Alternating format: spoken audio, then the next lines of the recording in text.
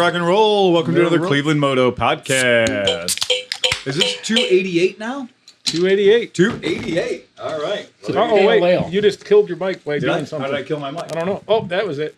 That was it? Wait. Yeah, now you're back. You're back. You got it. It is a rather less than tight interaction, but now. Yeah. All right, we're good? That's what she said. All right, we're good. All right. Exactly. We'll just repeat everything you say. That's a good idea. That's a good idea. John's gay. John's gay. All right. All right. Oh. So it's nice to have a good piece of meat in my mouth. Everybody loves Chris's meat. Chris's in their meat mouth. is among the best. So you don't get the eating sounds on the ASMR track. It's bad enough with the electric fans going to keep us cool. Because with this group of gentlemen and the Meat Sweats, it's the new ska band, the Meat Sweats. Yeah. You're drinking it now. Holy crap. Well, I'm just Good trying sausage. to blow all the COVID down that way. I got my Sorry. COVID repeller fan. Oh, so they're bouncing in the middle. Okay. Yeah, your COVIDs and my COVIDs are hitting in the middle, duking it out.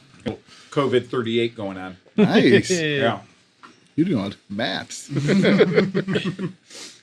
So to my left is, Chris Smith, thank you, Chris. And you brought tonight, we brought some homemade kibasi made by the society, or the, what are we called? Charcuterie Hobbyists and Occasional Smokers, Chaos. Chaos. And so we put it in the smoker on top of making it over at the Saxonheim. Mm-hmm. So cooked that up and brought it in. And then we also brought in some baby back ribs that those were ribs are so good. that were smoked last weekend. And I think a little bit of a rub on them, too. yeah, we did too many. So I thought, well, bring Those them are in and see if I delicious. can sell them on anybody here. They're dry More rub than ribs. happy to help you out with those. Yeah. Well, And he brought 3 different kinds of mustard. 3 different kinds of So, mustard excellent. to enjoy the sausage. Yeah. It's perfect. I mean, it really is. That's exactly what I needed for tonight. To have the power to do a good podcast is... But there's more Wait, there's more? in the pan. Oh, yeah, there is more. We're gonna take the podcast right to the point of we're gonna achieve pork-fired perfection, and we're gonna move on to triglyceride-based failure. We're gonna get that nice lull. And Brought Chris brought a growler of homebrew, which is a West Coast pale ale. fucking shit. idiots. It is like seriously, it's really good. So like a It's Sierra very Nevada? tasty. Yes. Yeah, exactly. We copied the recipe, and we brought some bourbon. In the glass Bourbon? decanter, in the Bourbon? crystal. Bourbon. Yeah. So you don't have to work tomorrow, or what? Actually, I just can't drink too much tonight because I do have to work tomorrow. I have to work tomorrow. Well, let's Yeah. face it, it's fuck off Friday, so It is Fuck Off Friday, and Fuck Off Friday has a whole different vibe in Corona. So it is a whole different game for us. But it's also No Tie July. Oh, really? Yeah. That makes For perfect me. sense. Yeah, that's So- perfect. I've been No Tie July since like 1989, Yeah. I think, or That's something it. around there. Yeah. Yeah. Steve's been free ball Paul since It's free ball fall. Right. Yeah. All right, and to your left, Dan Kromke. Dan, you brought no less than 36 beers tonight. Yeah. I don't know who you were planning for. 29 or 30. 29 or 30. So, not kidding, you brought the Gesuffa. The Gesuffa is Fathead's Oktoberfest, which is really, really good. Awesome stuff. That's really awesome stuff. That's the camera up there. You can aim it at the camera. There you go. And then I also know you brought some Gumball Head, right? Gumballhead and Yep. Gogglefogger, Hefeweizen. The Gogglefogger is one of my absolute favorites on the planet. I like which is great. Hefeweizens a lot. Hefeweizens are just amazing. And the Bumbleberry. And the Bumbleberry, which I haven't had Bumbleberry since last time I hung out with you. So that's like the Last official- week. Well, when we were at the motorcycle show and we had Tim Burke with us and we went to Fatheads after the motorcycle show, the Bumbleberry was like the official winter launch of Bumbleberry. And so everybody was drinking Bumbleberry that night. And I burped it up the next day. Yeah, it's not the worst thing. little blue burps. Little blue burps. It's not too shabby. Pretty good. And to his left, Steve Hoffert, and all I brought was a bad attitude. Again. Again. came here to kick ass and chew bubble gum. And what'd you ride tonight, Steve? My Zero. Yeah. And I rode my Zero tonight too to the liquor store. You guys all snuck up on us in the parking lot. Yes, we did. We had no idea you were coming, and all of a sudden, bikes. It's just instantly bikes. I was Just going to bikes try just showed to up. shoot some more bang snaps at you on the way back, but I turned around and you were did there. you hear Just the one? fucking gone. We got you at the light. Did you hear it? So when All right. I was sitting at the light, I heard one snap behind me. Yeah. And so that's cool. So, and to his left, Johnny Mac. and describe what you brought to the podcast tonight, John. These are just little bang snaps. Okay, we all know what Snap and Pops are. They're little rolled up pieces of paper that eat your cat, and you know Looks like the end of an ear swab. it does look like the end of an ear swab. These would probably be most best described as fuseless firecrackers. Exactly. So they're cylindrical. Yeah, they look And like a lady finger. They do look like a lady finger, but no fuse, and you just throw them. and you just throw them at shit. Yeah. But you brought a wrist rocket. Of course. You brought a slingshot. Yes. So you brought a slingshot, which is the perfect combination of two childhood Two hooligan great taste good, things. that taste good together. Right, it is. Great It is together. the peanut butter and chocolate of hooliganism. Yes. Yeah, I test fired one at the shop door because I wanted to see like what kind of Yeah. damage it would do. But Steve had to one up me. So I fired one at the garage So door to to see his what kind of left damage it is- would do. Steve's To sleeping. his left is. Steve's sleepy, and we Can you tried still to count to 10? No, Not without taking your pants off. no, but I did. It did. One did blow up in my face, and it was a nice sulfury. I'm still smelling sulfur. So So when you pulled it back in the slingshot, yeah. you squeezed it too hard. Well, and that was enough to set it So off. we sent one after you at the light, and I Yeah. wanted to go further, so I really tried to pull it back to angle it. And as soon as I let it go, it just blew up right in the beak. Oh no! So light fuse and get well away was Yeah, not yeah. part of your operating No. plan. So there's 20 of those in a package, Yeah. and you ordered them online? Yeah. It was like $16 for 100 or something like that. Yeah. Totally They're worth fun. it if you Worth ask the me. joke. Good for Absolutely. booby trapping too. Like I said, I did the. I laid one on top of a fan blade in Piper's room. So when she turned the fan on, it went off. It scared the shit out of her. Oh, that's great. And I wasn't good. I put it up there, and then I'm like, no, I better not do that. And then Peggy was like, my wife was like, yeah, do it, totally do it. I'm like, okay. So did it fall off the fan blade? yeah. Fell off, hit the floor, bang. Firecracker in the room. Can you put one in like a baked potato and throw them at people?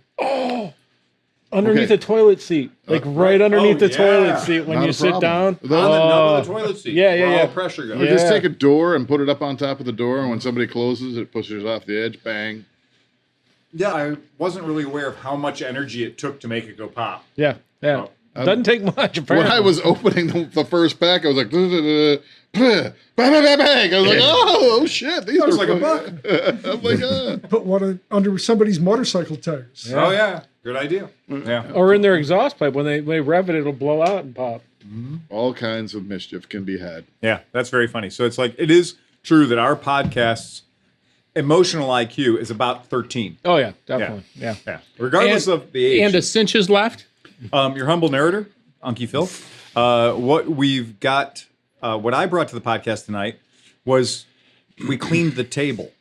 We cleaned all the motorcycle parts off the table, most of the motorcycle parts off the table, because I've been prepping. So yesterday we had 13 bikes arrive. Today we were scheduled to get 24. We got 0. None. Squatouche, as Chris would say. We got squatouche. And because the truck drives now are completely unreliable. So I had come in yesterday, this big order of 13 bikes arrived, which when you see me prepping 13 bikes, when you see me uncrating and building 13 bikes, I'm just all sweat. There is nothing but sweat. And they didn't show up until 4 p.m. Oh, good. So, heat of the day, we were at 96% humidity, and all these bikes showed up, and I'm tearing cardboard boxes apart, tearing crates apart, as we do. Get them all in the building, finally at about 7:45. We close at 7. And there's no not doing them. They have No. to. They have to get in the building. They tonight. have to get in the building or they'll be gone. I mean, we don't leave anything outside here. Good point. And in fact, we don't leave customers' bikes outside here for obvious reasons.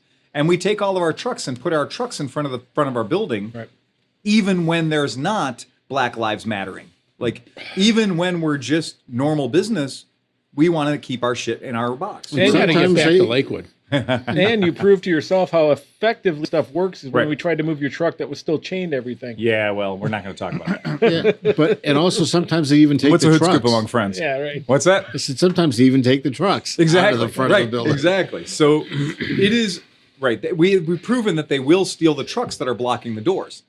So as I'm coming into the shop last night and I'm wiped out with sweat. I've been through 4 T-shirts. This dude comes in that is basically what I would like to call Eminem's bigger, fatter redneck cousin. Now, help me with this because I am a man of a certain age. He was wearing those basketball shorts, the real shiny basketball shorts, but he was sagging them to about 1 inch above his kneecaps. And this guy's inseam was about 14 inches. So these shorts looked like literally bell bottoms on him. But somehow the shorts were staying up. I don't get it. So he had a shirt on, and the shirt was covering his ass and his balls. The shirt was covering his ass and his balls. Yeah. And the shorts were literally 2 inches above his fucking knees. Right. It defies all gravity that these things were staying where they were. Right. He must have an elaborate system of harnesses that keeps the shorts at, like, if the goal was to Ball sag, length. Exactly. If the goal was to sag, if you got 10 bonus points Right. for every inch below your waist you went, he's winning. Maybe he had his mom just sew him to his boxers. Now, I was thinking about that, but I could definitely see the shirt material was tucked into the shorts. Maybe- So there had to be something in the shirt. I wonder if they secretly have suspenders. They Like must. all these guys. 'Cause Internally. how do you run? I looked. Well, you can't run. Fuck, dude. This guy was wearing Crocs. No, he was wearing Crocs, like the imitation Crocs. They weren't real Crocs. They were like Chinese, loosely associated with a sports team. Right. They were the zips or the Keds of the Crocs world. But he'd never exceeded more than 3 miles per hour. He's never had to deploy the sports strap on the Crocs. Right. He's only leisure time. And he's just one of those big, fat, ugly pork people. He's like a couple of generations ago. You ever said you lay down with dogs, you wake up with fleas? Yeah. Somebody woke up with piglets in his family, and he's one of them. And this dude came into the shop, and we were very kind, and he wouldn't put a mask on. And so we do wear masks in the shop because we do that. Because one, there's a rule, and two, we also don't want whatever he's got coming in here. I know all you assholes, and you would be courteous enough to not come in here if you weren't feeling 100%. To that point, so just Yeah. so people know, we are serious about it. We're not stupid. When I traveled a Right. bunch of weeks ago, Yeah. I said, hey, I just got back from Philly. I've been on a Exactly. flight. Does anybody feel comfortable? And everybody was like, let's skip a week. Let's skip a week. And so Exactly. we all made Yeah. sure nobody was sick, and we came back the next week. So we're not being stupid about this, whatever. But yeah. And so I said, sir, we're closed. Come back tomorrow, 11 to 7. We'll be happy to help you. No. Oh, God damn it. Here we go. Well, sir, you can't come in. We're closed. The shop's closed. The door was open. Well, let me fix that. Yeah. Just said, well- step outside for a second. Wait, Hang show me how the door was open. Let's go back outside. I said, well, do me a favor. Just, we'll see you tomorrow at 11 o'clock when we open. Call, make an appointment like it says on the door that you walk through and the door frame that you walk through and past the giant sign that said you must wear a mask. You've ignored all the printed words, which tells me you can't read. And now you're ignoring my language telling you that you must leave. So if you've ignored all the printed words and you're ignoring my language, I'm going to now tell you you're trespassing and you must leave the premises. So he didn't want to go. I just want to know how much these bikes are. Oh, man. And this is it. If you're a shop owner, you know this is the bane of your existence. This is why you don't let anyone into the shop at 6:59 p.m. Right. This is why when it's 7:01 and somebody says, I just want to look around for a minute, you leave. Or better yet, kill him and bury the carcass somewhere. Plus, it's rude to come in when people want to go home. And you know what? I don't want us to start our relationship that way with me being a prick because you're a dumb shit. Right? So if we start our relationship with me being a prick because you're a dumb shit, it's not going to get any better from there. I'm going to become a bigger prick and you're going to become more of a dumb shit, which is going to lead to me a 1-star review on something. So a long time ago, But I was a dumb shit as your first customer. In generation one. Yeah. That's it. I used to work in a drugstore when I was in high school. Yeah. I bet And you did. at 8:59, we closed at 9. Mm-hmm. This vertically challenged leprechaun woman would come in, Just looking for her Lucky Charms. and she would, and they had the rack like right in the front counter, like where the cash register Wait, was. it's a drugstore that has a wine rack at the front counter. Yeah, it was like there was a wine rack. There was a wine, like all the wine was in the front, so nobody would steal it. So you could watch it. No, it's not so somebody can steal it. It's so the winos can get their wine without disturbing the rest of the fucking store. Oh, well, maybe that was Yeah. the case. I don't It know. keeps the idiots from browsing. So this lady was, I don't know, 3.5 feet. I don't know how tall she was. She looked like a leprechaun, little fat leprechaun. Why you gotta she would bust on a stare garden at gnomes? me. Oh boy. She would stare at me, grab a bottle of wine, Yeah. throw it on the ground and break it, and run out of the room and run out of the She store. was a leprechaun. Those are what's known as shenanigans. Angry leprechaun. No, say, and it happened more than That's once. leprechauns. Well, today Did she have a shillelagh? I work, I work in Willoughby, not far from where your mentor shop used to Right, be. yeah. Yep. And so I went to a gas station today to get some gas because I realized I was very, very low and I probably wouldn't have made it home without it. And I was bored at lunch. And she was So there. I drove. No, but there was. I'm in the speedway, and it says mask, required, whatever. Everybody's got masks on, and this dude walks in, and the lady was like, you're not wearing a mask, sir. Can you please step outside or get one? He was like, fuck you, and he threw money at her, and then took a can off the thing and threw that at her too, and then grabbed one and said, "This should cover that," and walked out and yelled at everybody. Wow. And I'm like, all this over that. Like, it was just Well, there is a punchline to my dumb story. okay. So as the gentleman walked out with the door wide open, I made a comment to Renee about like, how are his pants not falling down? Like purely scientific observation. Right. Now, he could have taken the opportunity to clue me in on the secret Right. of how his pants weren't falling down, because I was intrigued. And I would have had a conversation with him about how he'd managed to do that. Like, how has he managed to, through the creative use of wardrobe, not have his like knees showing somehow? Yeah. Okay, but he didn't. He got into his Chevy Impala SS Of course. with a temp tag and rust over all of the arches, which means he bought the car recently in that condition. Right. Put it in reverse, and the only exercise he's done in at least 9 years was pushing his right foot down super hard. He laid rubber going out of my driveway backwards. Nice. Nice.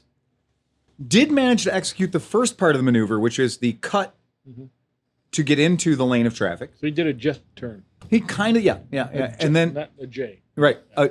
Yeah. Yeah. So he did that. Not quite a full Rockford, more of a half Rockford. So he did the half Rockford, pulled a half Rockford. Now he's pointed in his intended direction to travel. Watch He this. Here Rolls we down go. the window, and his wife, girlfriend, whatever, probation officer is yelling at him, "Don't be an asshole, you piece of shit." Pull your Thank pants you. up. Thank you for reading my script. Yeah. I'll take that prompter. He flips bird and says, "Fuck you." And he throws his exercise for the day. He got 2 steps. The second step was him punching it again in drive.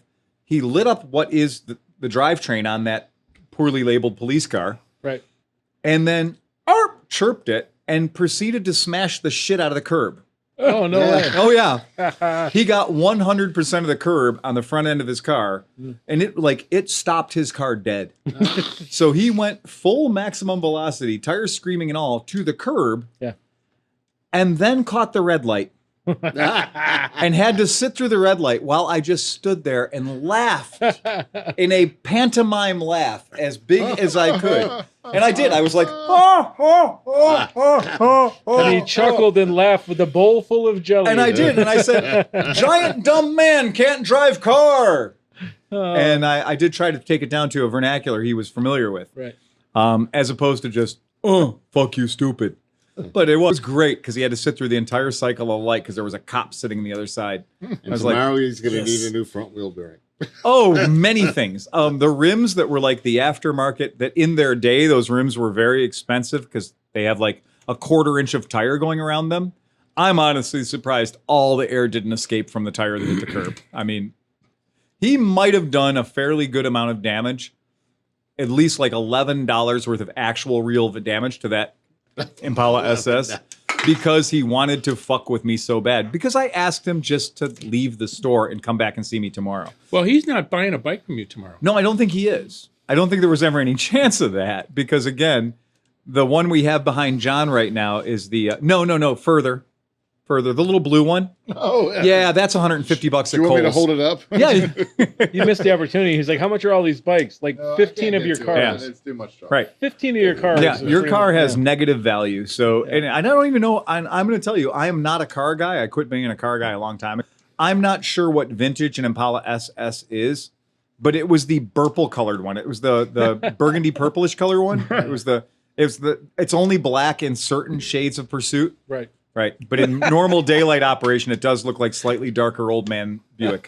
Yeah. Well, if he did buy that one down there, though, he might learn how to like speak correctly. Yeah, what I will tell because that one Dan does. If you press Kromke? buttons on that one, it tells you stories. Right. Dan On that. Kromke, could I Yeah. trouble you for a fantastic beer?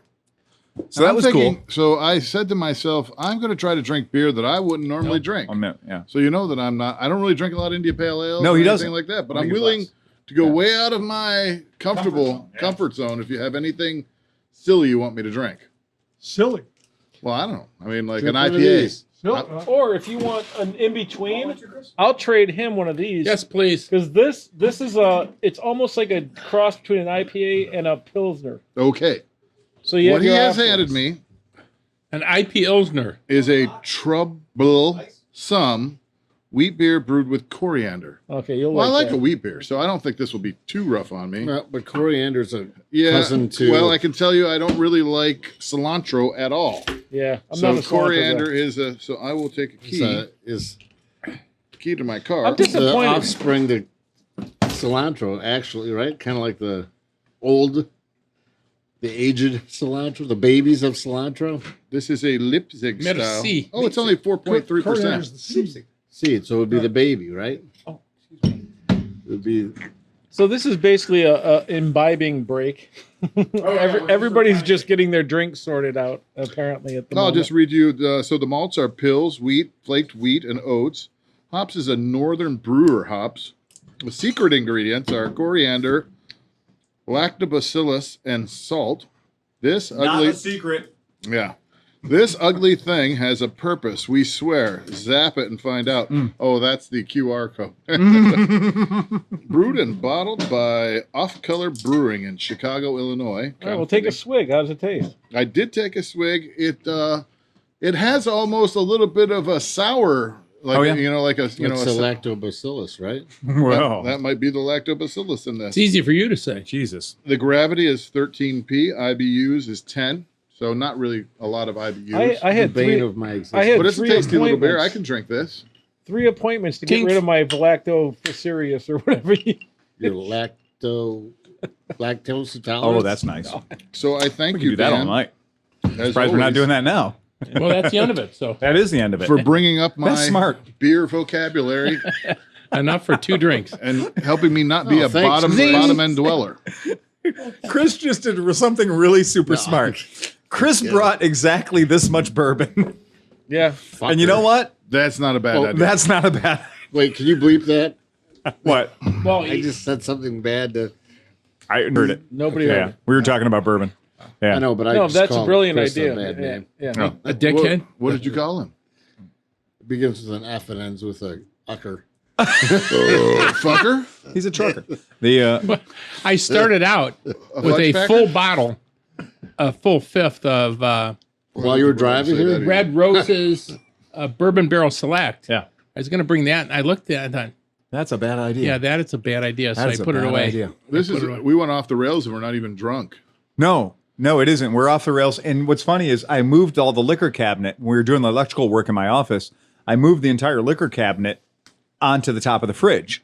So I'm looking over there and I'm looking at a bottle of Kohana Agricole rum, which see is that, yeah. dangerously delicious. And it's sitting in front of a case of Stranahans. Ooh. Yeah, exactly. Right. Yikes. Well, not a case. 3 bottles what remain out of 6.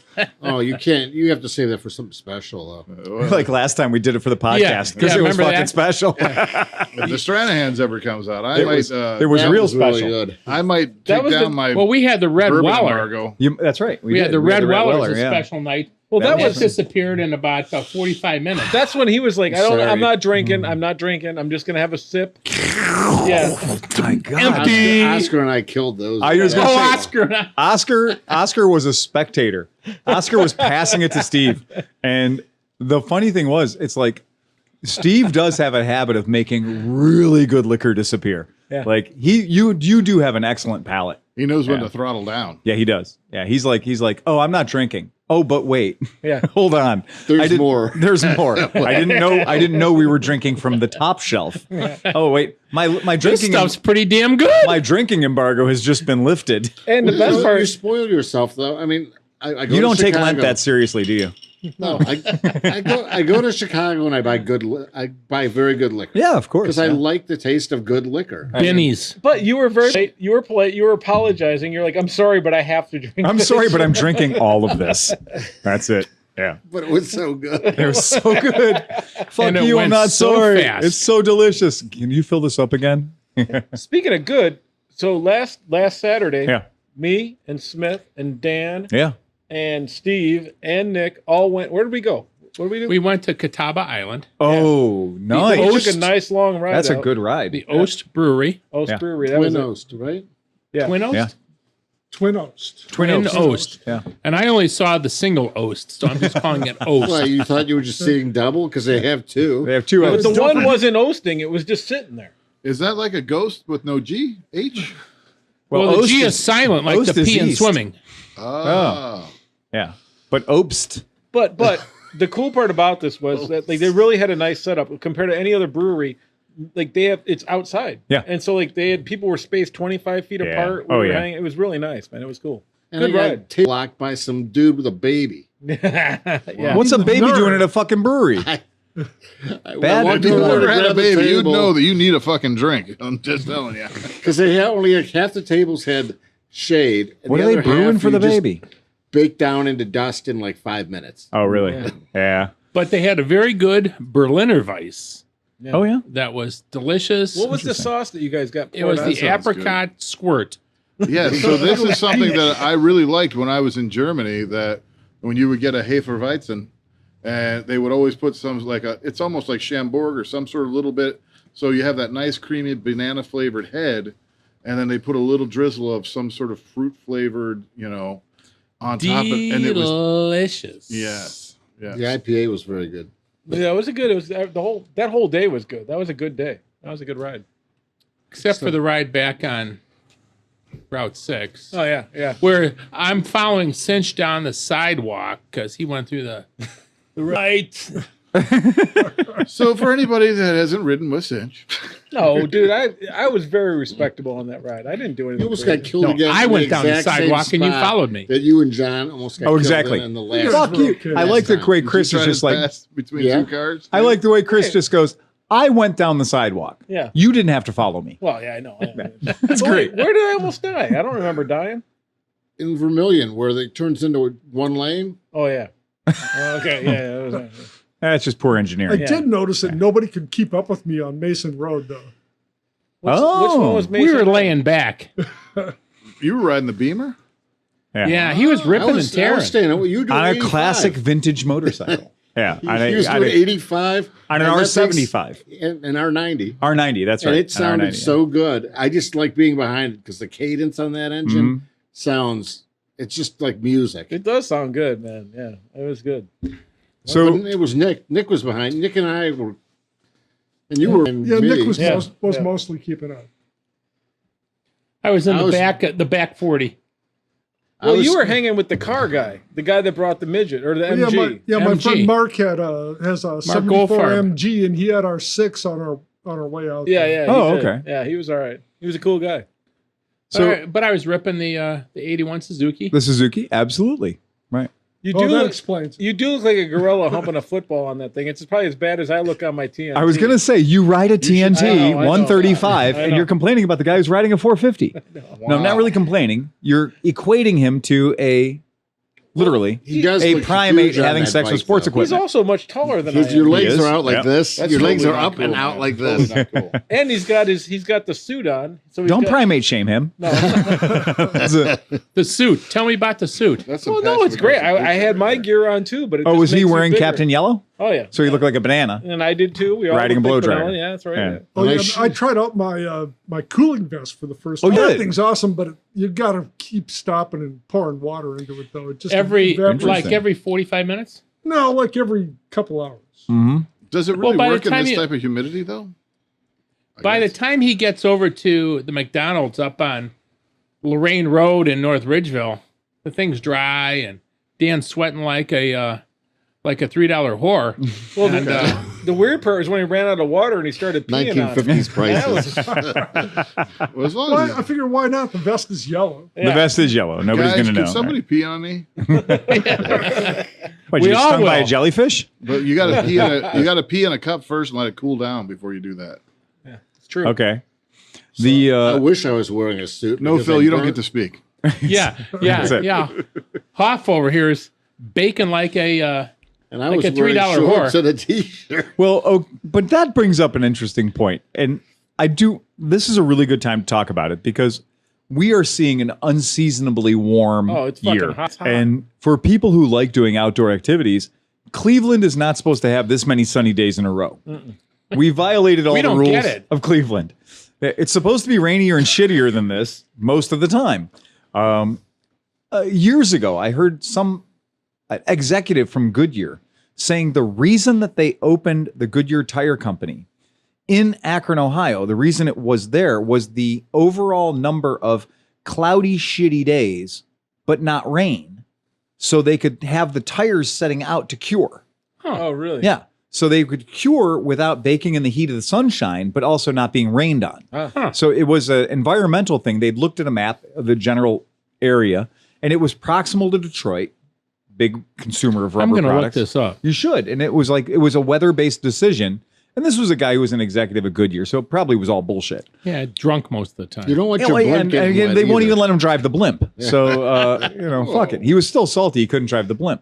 I think if you work at Goodyear, you should at least be able to blimp once or twice. Well, and have you ever been into that hangar? Yeah. You're just gonna It has bump its into own something. weather. The hangar is so weird. The is. hangar is bizarre because it's bigger than hell. Yep. And we've all been in the IX Center, which is very, very big.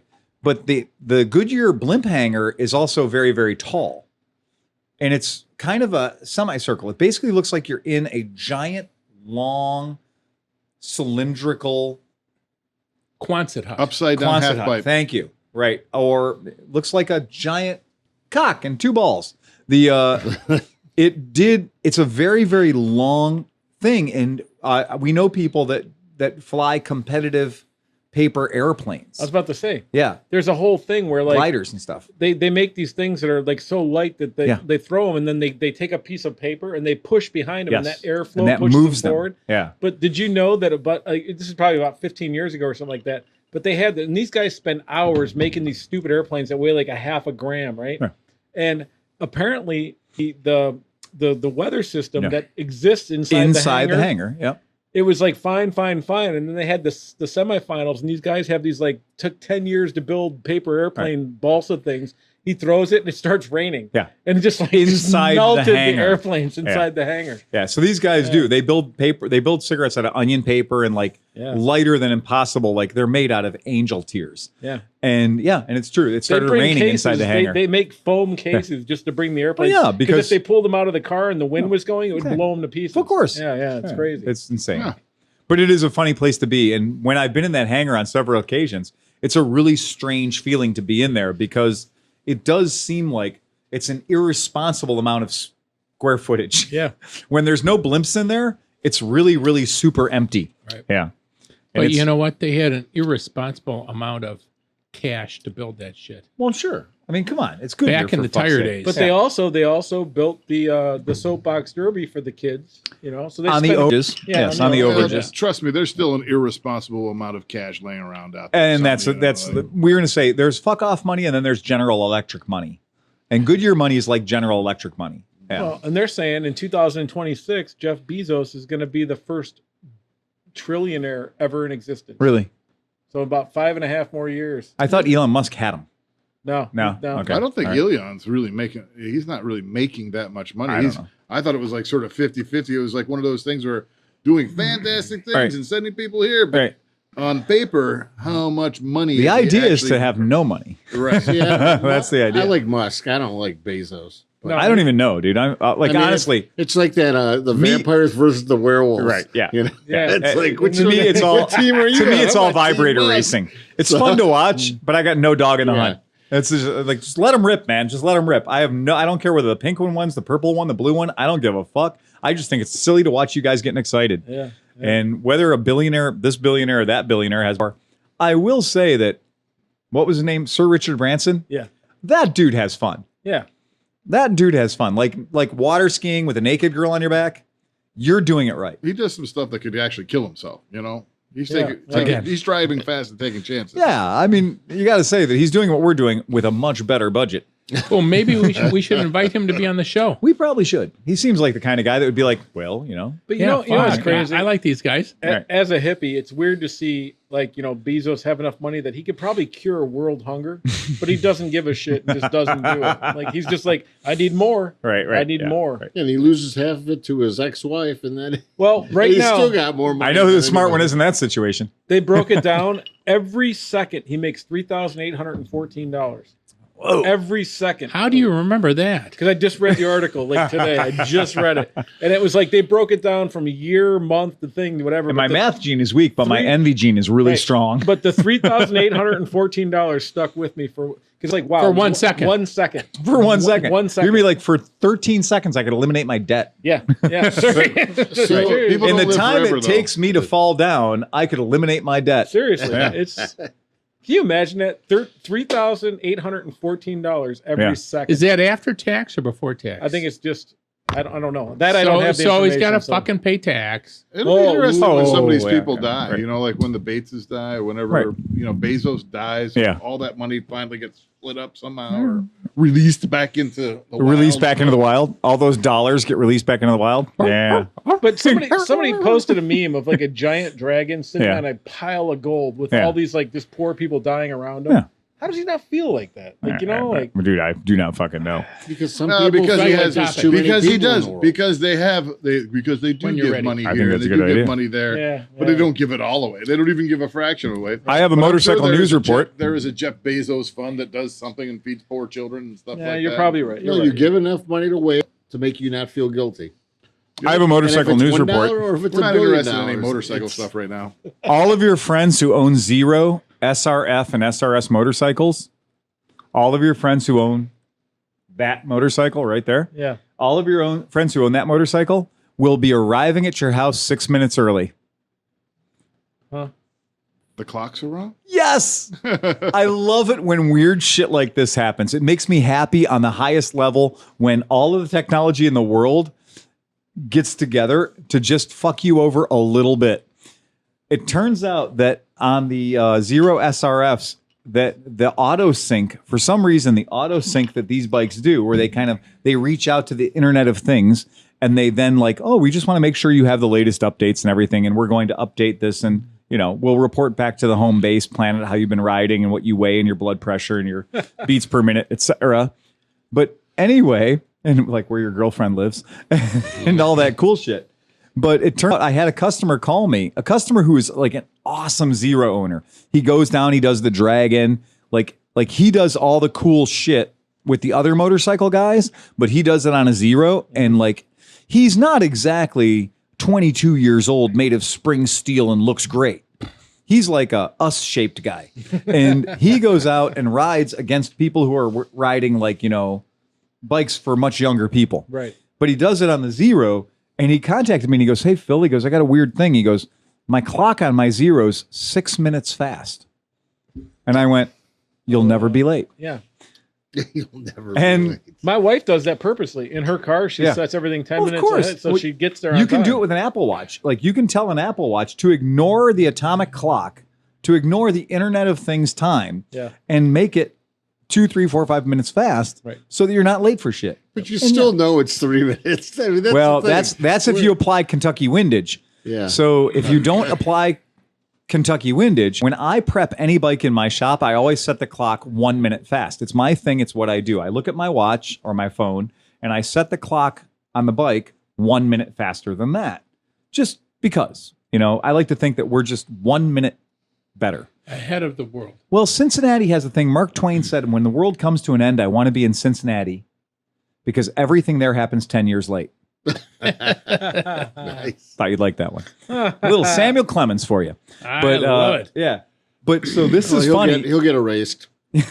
So it's funny as fuck that this motorcycle, which is the all singing, all dancing torque monster and arm stretcher that it is, does have one little strange, weird fuck you that's happening right now. And that is, it's just in the auto sync, it's just giving you an extra 6 minutes to get to work. How does this happen? And why is it 6 minutes?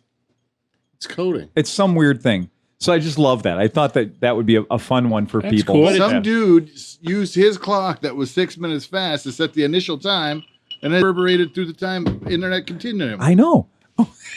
Continuum. Easy for you to say.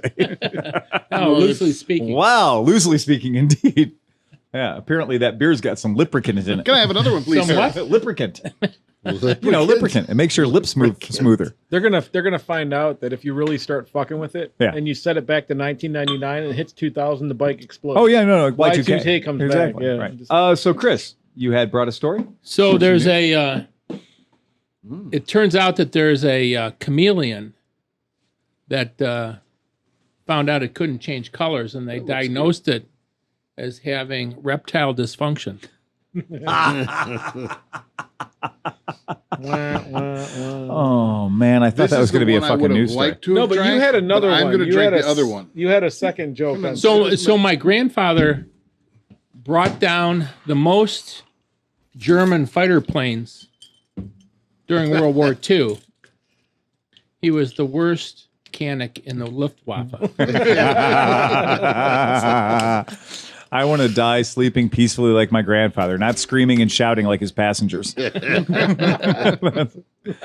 Oh, God damn it. I hate when we get on this tear. Hey, so there were some emails. No, wait. Oh Wait. yeah. Wait, you got more? Go ahead. No. It's not a joke, but It's not a joke.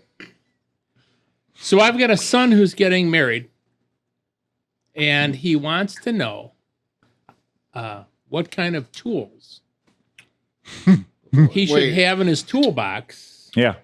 in the basement for Yeah. his house. Okay. So I threw this out. I had Cinch, Right.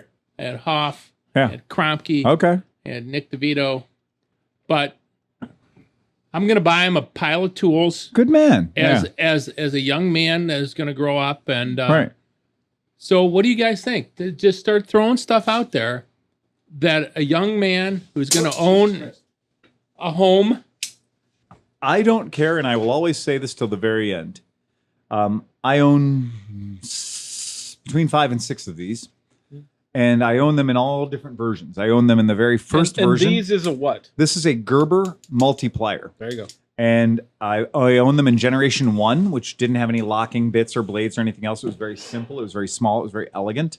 You could smuggle it into prison, and pretty non-invasive. I own the Gerber Diesel, which is actually the better of them. And then I recently, about 2 years ago, I bought the Gerber, what they call the center drive. And the center drive is the one that when you open it, has a full-length screwdriver that happens to be engineered so that it's on center, so that when you are twisting it, it doesn't have to twist like, fucking around a corner. Yeah. Which most of these little Gerber tools and shit, like when you open up the thing and you deploy the Phillips head screwdriver, it's over on this side. Yep. So when you're trying to crank on something, you're off center and it's all going to cheese the shit out of it. Well, the center drive has this very special comes out and it ends up being at an interesting angle so that, when you crank on it, your energy is going on your wrist line the way it should be. And then it's got a series of different bits in your device that holds it. So you get all the different cool bits. So you get all the naughty bits. You get all the T, like you got a T5, a T10, T15, and then you even got a Robertson bit there if you want to undo your deck. And then we got a couple of, looks like we got a Phillips 1, a Phillips 2, a Phillips 3, a flathead 1, 2, and 3. And I've replaced one of them with a JIS because fuck you, I'm that cool. And these things, a Gerber tool, whether he's sporty enough to wear it on his belt or dad enough to just keep it in a toolbox or the glove box of his car, a Gerber tool will fucking save your ass. And I'm not a purist. Like if you want to have a Leatherman, that's cool. You're just not quite as manly as the guy with the Gerber. But And if you want to have the Spyderco, it's because you dream of crawling through the barbed wire and stabbing somebody, or maybe like using it as a setting fuses in your claymores or whatnot. So what it saves you is steps. Exactly. So I found that with that, when you were wearing that on your hip, and when I was working at a shop or anywhere, or having it in your house, means you don't have to run out to the garage and get something, or you don't have to go back to your toolbox. Right. You've got it right there, right now. You've got a pair of pliers. You've got a screwdriver, any kind of screwdriver you want. You've got a knife. You've got this, and you just don't have to make a run back and forth for one time. So lying about having a coupon, I got one at Harbor Freight for free, and mine has a flashlight on it too. So just saying. Now here's you got the Victorinox, right? So although it doesn't have a pair of pliers, The Victorinox. this is my have to have. In my pocket. That's a go-to. So this has the screwdrivers, of course, bottle opener. Yep. It's got a saw. The question is, does it have a corkscrew? You can always push the cork in. No, that's my point. If it has a corkscrew, fuck you. Yeah. It's got a Phillips screwdriver. Right. Instead of a corkscrew. Right. If you have a corkscrew, you can't hang with me. I need to see the Phillips head screwdriver. Plus, it's got a reamer. It does have a reamer. And the reamer's good. And the thing that I really like is it's got a pair of tweezers. A proper pair of tweezers. A proper pair of tweezers and a toothpick. And here's what I will tell you. need. Go ahead, Daniel. So the Victorinox Swiss Army Cyber Tool does have a little pliers on it. It does. Oh, it does? Yep. It's got a very small pair of pliers on it. And what's cool about the Gerbers in particular, I like any device what can be opened by flicking my wrist and get me pliers instantly. I don't have to open it like the world's worst butterfly knife and pinch my fingers and shit. That's the Leatherman game. But here's the trick. I have actually, in a moment of stress with another human being, a case of inflamed male testosterone and egos, where it was going to be a fight.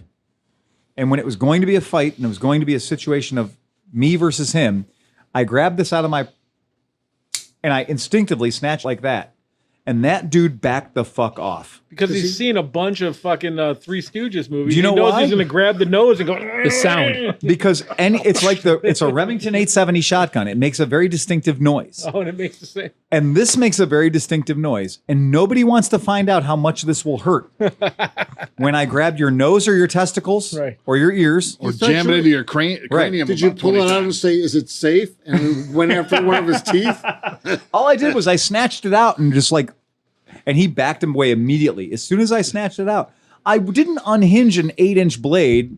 That's not a knife. This is a knife. No, I just opened a Gerber and deployed it. But you think about it, if that Gerber found a nipple, that's way worse than a fucking knife. Sweet baby Jesus. Anything that Gerber grabs, including my own skin half the time when I'm trying to get something off, it destroys. Yeah. The guy at work's brother doesn't have a nipple because he got into a fight and the guy bit it off. Nice. I'm So serious. Chris, make sure you I pass swear to all God. this to your son. Dude bit this dude's nipple Jared off. Coates, our shop apprentice, is missing a nipple thanks to a Yamaha 50. Oh, yeah. So anyway, we know that story.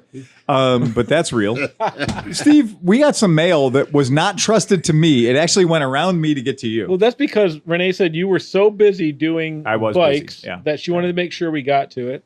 So she said, hey, Phil's really busy. I'm going to send it to him, but I know he won't read his emails, so I'm going to send it to you. I said, that's fine. Wait a second. I would like to remind people, Renee is not my wife. No. Renee is just my shop manager and friend. She's your right-hand person. I would call her your work wife. Of 20 years. Like, seriously, Renee is better at me than I am. Yeah. She the fact that she knew to do that. Yeah. Major points for Renee. So there's a guy named Scott, and Scott has sent a couple emails, and he's from Ontario, Canada. Oh. And his last name is Schaefer, Scott Schaefer. This is you. So he says, hey, crew, you were talking about Patrons and giving stuff. Well, I like stuff. I haven't received anything yet. I'll jump in my canoe with a beaver pelt and some maple syrup and paddle across the fucking Lake like Erie. maple syrup. I love maple syrup. So see you guys soon. Thanks for the best motorcycle podcast out there. And Owen, by the way, what tires is Sleepy running on a Super T? I ordered a 2020 Super T pre-COVID, and got it mid-April. Oh, I've wow. managed 5,500 kilometers, or in red and white and blue speak, 3,400 miles. Scott, we like you, Scott. You're all right. Oh, and he said, 400 miles is cool. and he That's sent a very cool. picture of him and his scooters because he said scooters are fucking cool, and Right. they are. So there's that picture. We love Yeah. it when podcast listeners show up in Oh, yeah, person yeah. too. That's a by dude the way, with a but bunch of scooters, that yeah. might be Yeah. difficult under You won't current be able to go back conditions. home. Yeah, So- you won't be able to go back home. Yeah, that's a problem. But so to answer one question, I'm running Tractionator GPS tires on my bike right now. I got 2,000 miles on them, and they're holding up great. They're good for fire roads and probably some decent mud. Some guys have gotten 10 or 12,000 miles. My friend Mike put about 55 or 6,000 on his, and then he wanted to change it. And he rides like a savage. He does ride like Yeah. he did ride like a savage. Yeah, He like- crashes hopefully like a he- savage too. Wow. he does. Nah, he didn't crash. He got hit. Right. But yeah, he ended up changing out at 5,000 because he said they were flattening off. I haven't had that experience, but I'm only at 2,000. I really like the tires so far. Okay. And Great. then Phil, so international guys, Canadians, and all these other people that are Patreons. Canadians. Yeah.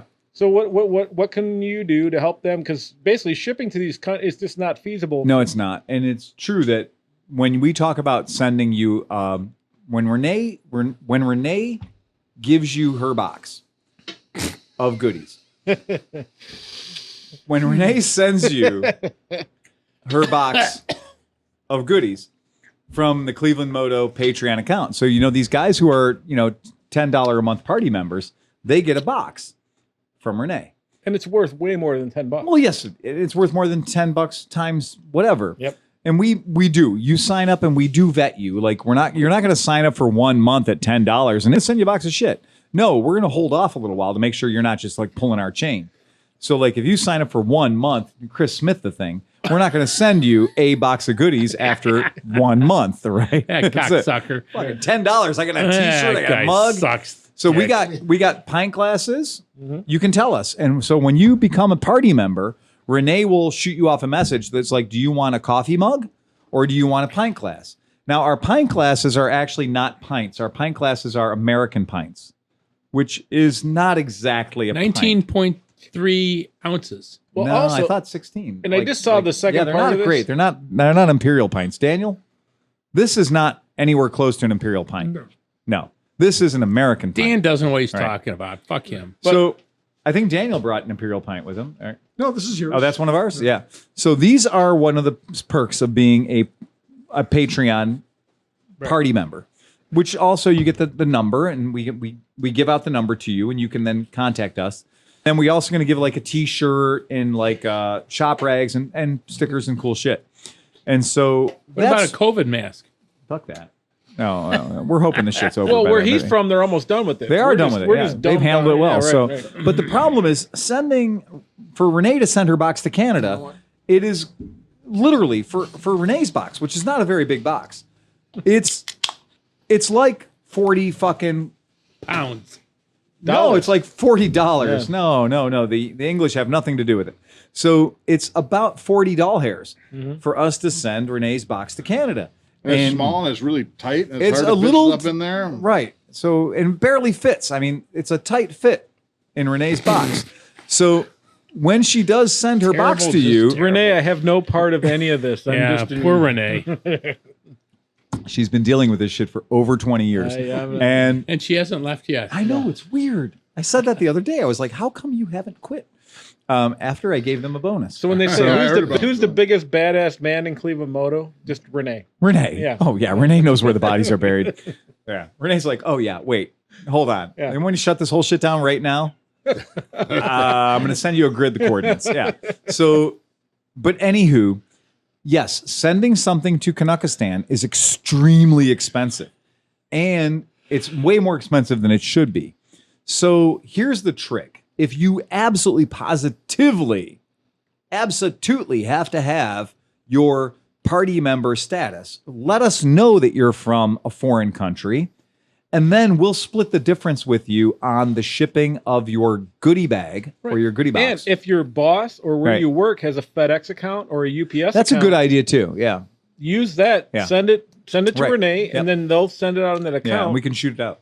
So that's it. And that's a good way that you can still participate in the revelry of having that.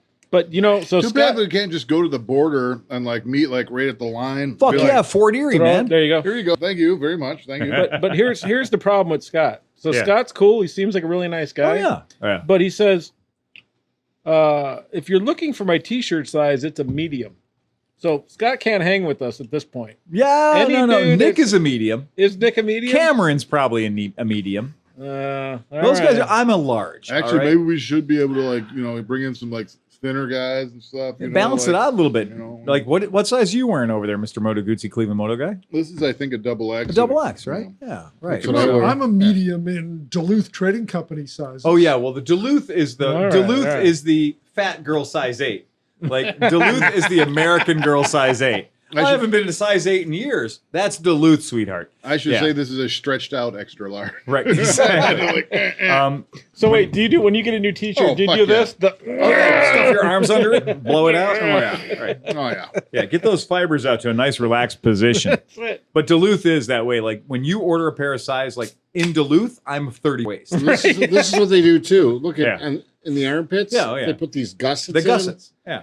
which I like. I mean, course. I only buy 2XL. Duluth in puts gussets Duluth. everywhere. They do a gusset in your crotch for extra ballroom They should put a mesh in there though, so you can get nice.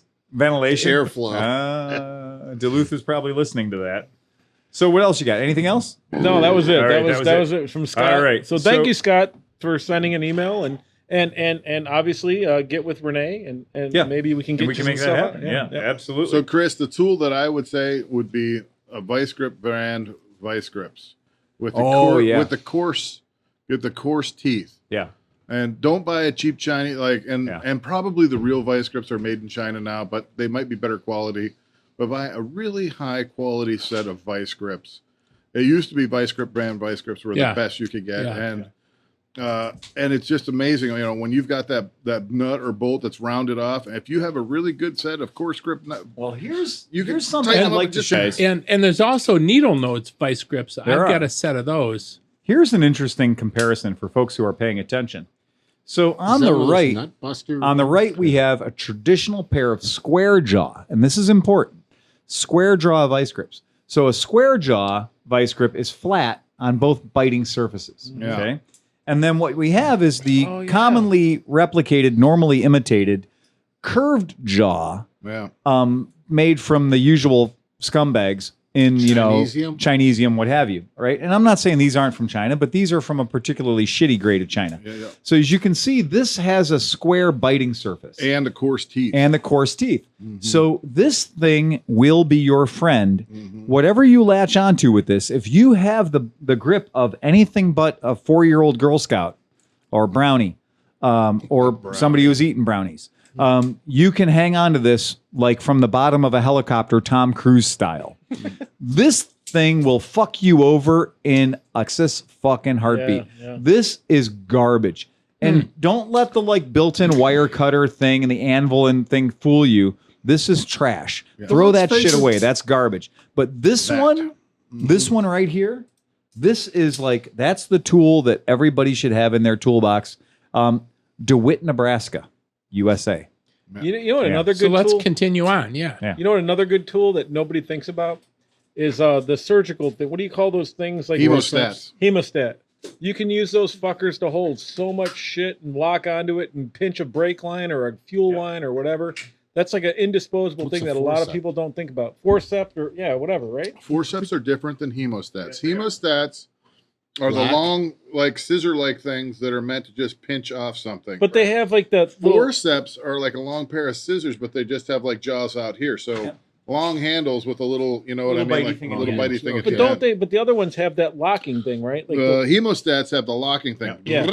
Yeah. So you could clamp fuel line or something like so when you that. sever your artery when you're working on something, you could just pinch it off. And Yeah, there's that another too. thing right here, in that same vein. Hey, medical Yeah, tools. wah, wah. Various different tweezers.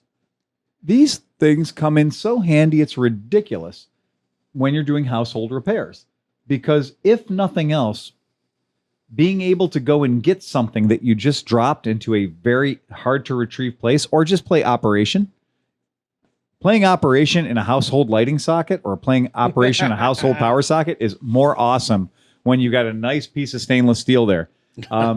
Yeah, having good tweezers works really, really well. And like I use these things constantly. Yeah. That's just like having one of those antennas with the magnet on the end. That's brilliant. Like it's another thing, man. Anytime you drop a screw or a nut, you get that thing out. And But I fish it think out. from your standpoint, I think a good set of impact driver, or maybe even like the Vessel Impacta. So I would go. Well, first I would go with some cordless stuff like that. But if you're not going to get into drivers are great because their battery, there's no batteries involved. You hit them with another heavier, harder thing, and it backs off whatever you're working with. So a decent little plastic set, and they are very cheap. And that is a thing you can buy at Harbor Freight because it's totally Chineseable. Well, that's the thing. So Harbor Freight's great for a tool that you need like once every year.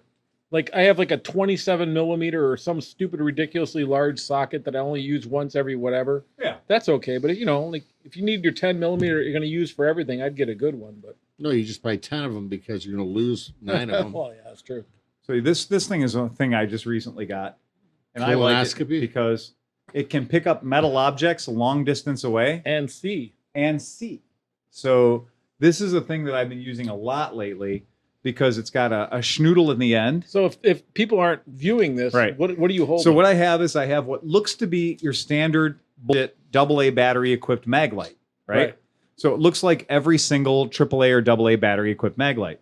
It's got a super strong magnet on one end, which is good for sticking it to things that are metal, okay?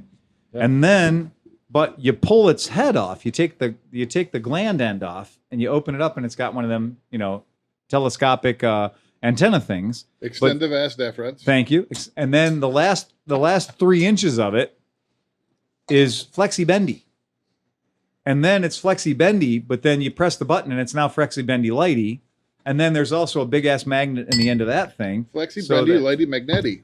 Yes, it's all of the things. So this little thing right here, this bitch that's not a little thing, that's a big thing. This thing has been getting a lot of use around the shop lately. And I'll pass it around. You guys can go ahead and, just marvel at the genius of that thing. And where does one get one of these? I got a set of 4 strange magnetic retrievers on Amazonians. I bought it straight from the Amazon jungles thereof. Money in Jeff Bezos' pocket. Yep. I put money into Jeff Bezos' trust fund for that. But that thing... Everybody has to put something on the magnet. Right. As it goes exactly. around. As it goes around, add something to the magnet. Well, there's magnets at both ends, John. Oh. Yeah. Oh, it can't fuck itself, though. No. I can't.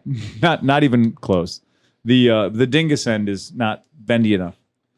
Well, let's talk about hammers he needs. He needs wrenches. He needs pliers. Buy a set of crescent wrenches. Yeah. Buy a set of buy good ones like the crescent brand locks. crescent wrenches. I normally I've bought cheap ones, but the real ones, they make all the difference. The cheap ones, you put it on there and you turn it once, and when you take it off and try to put it back on again, it doesn't want to go again because there's slop in there. There's slop in there. But good crescent wrenches, when you set it to the right thing, it'll you can stay put there it forever. On, you can take it off and you can locking. That's the difference between a good crescent wrench and a shit piece of fucking Chinese bullshit anger. A shitty crescent wrench will fuck your nuts up in 5 seconds. That's true. So open end wrenches.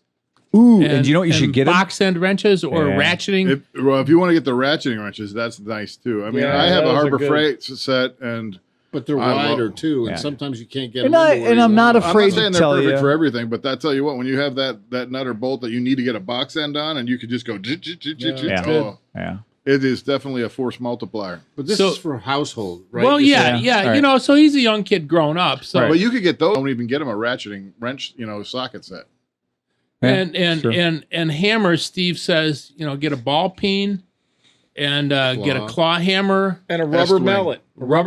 And so maybe look at behind you on the screen. If you want to be the coolest guy there, I said it. Estwing. You got to get an Estwing made in America with the leather loop handle. I have one of these hammers that I got from my grandfather. He was born in 1901, and I got his Estwing roofer's hammer, which is the roofer's hammer is a little different, but the point is. For $30, you can get something that's made in America, has a goddamn genuine leather handle that only gets better the more you use it. My rock hammer's an S1. Yep, and it's a good thing. And so for $30, you can buy yourself you can buy yourself or your kids something that feels good in your hand. A good rip claw hammer is going to save you on any job, you know? I have a hatchet. I have an Eschling hatchet. Yeah. That like grandfather gave to my dad, that gave to me, and it's still a fucking hatchet. Yeah, I mean, it's been ground down quite a bit, but you know. But seriously, if you're gonna buy a hammer, don't buy some fucking Harbor Freight, hazard fraught bullshit that's gonna be like, oh yeah, you're gonna use it twice and it's gonna have a permanent bend in it like Paul's dick. It's just the kind of thing that Pittsburgh. But anyway, you got to see it to believe it. But it is the kind of thing that, like, that hammer right there. I have one that my grandfather gave me, and I have one that I got at a flea market years later, and they're both two of my favorite things when I'm working on the roof or when I'm doing a woodworking job. I know that hammer. Plus, that son of a bitch goes through drywall like nobody's business. So if you got to do a light demolition job, the neck of the hammer is not round like a shitty bullshit Chinese-made hammer. The neck of the hammer is an actual weapon. So the neck of the hammer is designed to just plow through drywall. Yeah. All right. So what about saws? What does he need saws? I was going to say a speed square. Oh, but you got to take a class on how to use it. And please do, because I remember how to use that in a house. I remember how to use anything. 3 of the functions on a speed square. I mean, honestly, I don't work with fucking tree carcasses at all. So Tree carcass. I don't. I'm bad at that. Like, that is not my jam. And it is that kind of a thing that I got one of these. These are cool if he likes to bust things up. Demolition hammer, not the electronic kind, the actual analog kind, the kind that is powered by the human. DeWalt. And yeah, well, they make So that has that little notch on it. That helps. So everybody makes one of that these. spur there lets you grab hold of like a 2x4 or a 2x6, and you can use the hammer. Say it's twisted, right? You can use the hammer to straighten it out and then nail it with another hammer. You know, everybody makes a decent. Vaughn does a good one. This one I got pictured as a Vaughn demolition hammer. Demolition hammers are fun because you just know you're getting into some bad ideas when you get a demolition hammer. The Fiskars one is one of these things that it's actually just a zombie apocalypse tool. It's like a which is another. Yeah, it really shouldn't be sold to the public. Yeah, that thing is the Fiskars. The Fiskars one is the ISO core demolition tool. You may be paying an extra couple of bucks for it, but what you end up with is something that is truly satanic. I mean, look at that thing. Look at its tail. Yeah, the tail, man. The stinger on the bottom of it. That's the Fiskars ISO core demolition tool. And it's impregnated with silver so you can kill vampires. That's true. It will kill vampires. That's exactly right. So tell me, how important for a young man starting his own household is a ball peen hammer? Oh, you need a when ball you peen need to hammer. break something, nothing breaks something accidentally or intentionally like a ball peen hammer. Punches. I mean, there you can go. There's everything. He's going to need everything. Right. That's I'd true. rather have a mini sledge than a ball peen. Oh, That's yeah. just my own personal preference. Yeah, that's true. In like a dead blow, you were saying a dead blow, like Or a a very 4-pound large dead blow. ball peen works You pretty get nice. They make one with a rubber end Yeah. and a hard plastic end. Go ahead. Hold on. I have the graphic training aids. The good news is I have But that's a good. You use that all the time. Is this kid a single kid? Don't hold up to, Well, he's getting married in November. Well, he still needs a flashlight until then. So this is. So I'd get him a He needs a sledgehammer. flashlight. Yeah, he needs a flashlight. So this here's a Harbor. Wait a minute. Wait, no, stop. This here's a Harbor Freight No, wait, stop. flashlight. Steve's helping out. I said he needs a flashlight. flashlight. Yeah, a flashlight until November. All right. All right. So here's where Harbor Freight got it so close to being right. So they made this dead blow hammer, and it's got the requisite amount of buckshot. It's got the number 6 shot built inside. You can hear it shaky like a rattle, and it's fine. And this one has seen no shortage of fucking hot lunches. I mean, this thing has been rat fucked 9 ways from Sunday. In fact, the inside of the metal part looks like a primer on a 12 gauge shun. Yeah. I mean, this thing has fucked its occasional cat. I mean, this deal. So when you buy these, they come with 3 heads, like a yellow head, a red head, and a green head that are various different viscosities of rubber. Okay. I have proceeded to destroy the other 2 heads, and this is the green head was the last one I had, and I put it on. So I think we'll consult the Googler. but I'm fairly certain that this thing might have set me back 14 doll hairs, maybe 6 with a coupon. And it was worth every single Now, cent. this thing has been fed into running motors as the example of the damage to the pretending to be fiberglass handle. So yellow on the handle part, yellow on the neck, usually infers that the entire handle is fiberglass or Kevlar. And this, in fact, is some bullshit Chinese stuff where they just put a yellow rubber sleeve over a little tiny bullshit 1/4-inch handle. I'm going to pass this around so the class can enjoy it. But so, that is a dead blow hammer with a rubber mallet end and a metal end. That thing has saved my ass on more than one occasion. So that's a good unit to have. That is a very, very good unit to have. But It's indispensable. Yes. You mentioned that they have this metal thing inside the fiberglass, right? Yeah.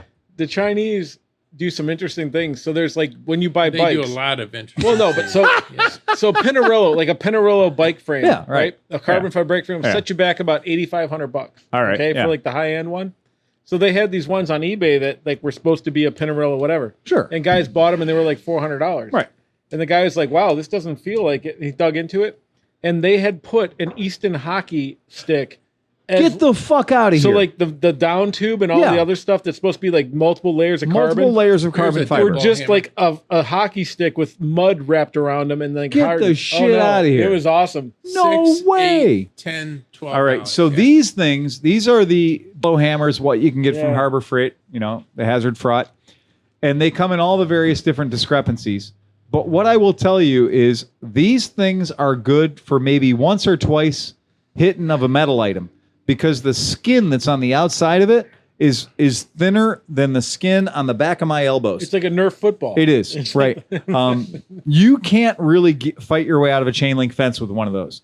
Whereas the thing John's holding in his hand will give you ridiculous amounts of unrestricted, unmitigated savagery before it gives up the hunt. And that is Harbor Freight. I mean, I'm not going to tell you it's not. It's not. That's not top dollar. So what does a kid need for sauce? Sauce? He needs all the beer. Sauce. Get him a cordless sawzall and a variety of blades. Oh my shit and God! I would like to call you guys attention to screen number 1, where you'll see that hammer. Is it called a 4-in-1 quick change multi-head hammer? Set you back $5.90. Whopping $6. A whopping $6 hairs at the Harbor Freight. Compare to Menards at $7.99. So the Menards name brand item is going to set you back a whole $8. But I will say that everybody should own that piece of shit that I just showed you guys, because that thing is truly Moto Guzzi level of reliability. It has that confusing 3 different red, white, and green heads. It's for the Italian flag. Yeah. That's exactly. There you go. That's a true Moto Guzzi toolkit right there. So get one of those for your son, because he should hit shit. And the one end you can break shit real fast. The other end you can just kind of push it where it needs to be. Mm-hmm. I was once given the description by my grandfather. You don't call it a hammer, you call it a swing press. I like it. And I thought when he said that, he's like, "Hand me the swing press." And you're like, what? Or if I'd been fucking with this thing, it was like, "Hand me the swing." Fucking kids, fuck, hand me the swing press. Yeah. But all of his neighbors just called it a Charlie. A Charlie. That's his name. Oh, yeah, like Charlie. Yeah, Grandpa had a knack for being good with a hammer. A persuader. My grandpa called it the persuader. Yeah. How many people's grandparents owned 6 pairs of spurs? Yeah. That was it. My grandfather was that guy. So that's the thing. Getting a good hammer is a good thing. Saw. I mean, come on. Oh, everybody should get a miter saw kit. Why? Because they're just maddening. You buy that plastic miter saw kit. That's when you're a pregnant lady trying to screw your way out of a window project or something.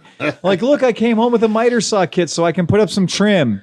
Or I can make my own picture frames. It's never right. It's never right. It is and the most. It moves so the one joint's like this, the other one's like this. Oh man, the plastic miter saw kit that they sell at all the usual suspects, Home Depot or Big Lots or whatever. It's good for one pull of the saw. Yeah, exactly. You're better off to just chew it into the shape of what you want it to be. Yeah. But do you notice So something as simple as a miter saw in the 1950s. Yeah. You could probably find one from the 50s and it still works. It's still perfect. It Put a new still blade on locks in it. Yeah, it's perfect. Bench saw. Right. Like I use my bench saw. You just rotate the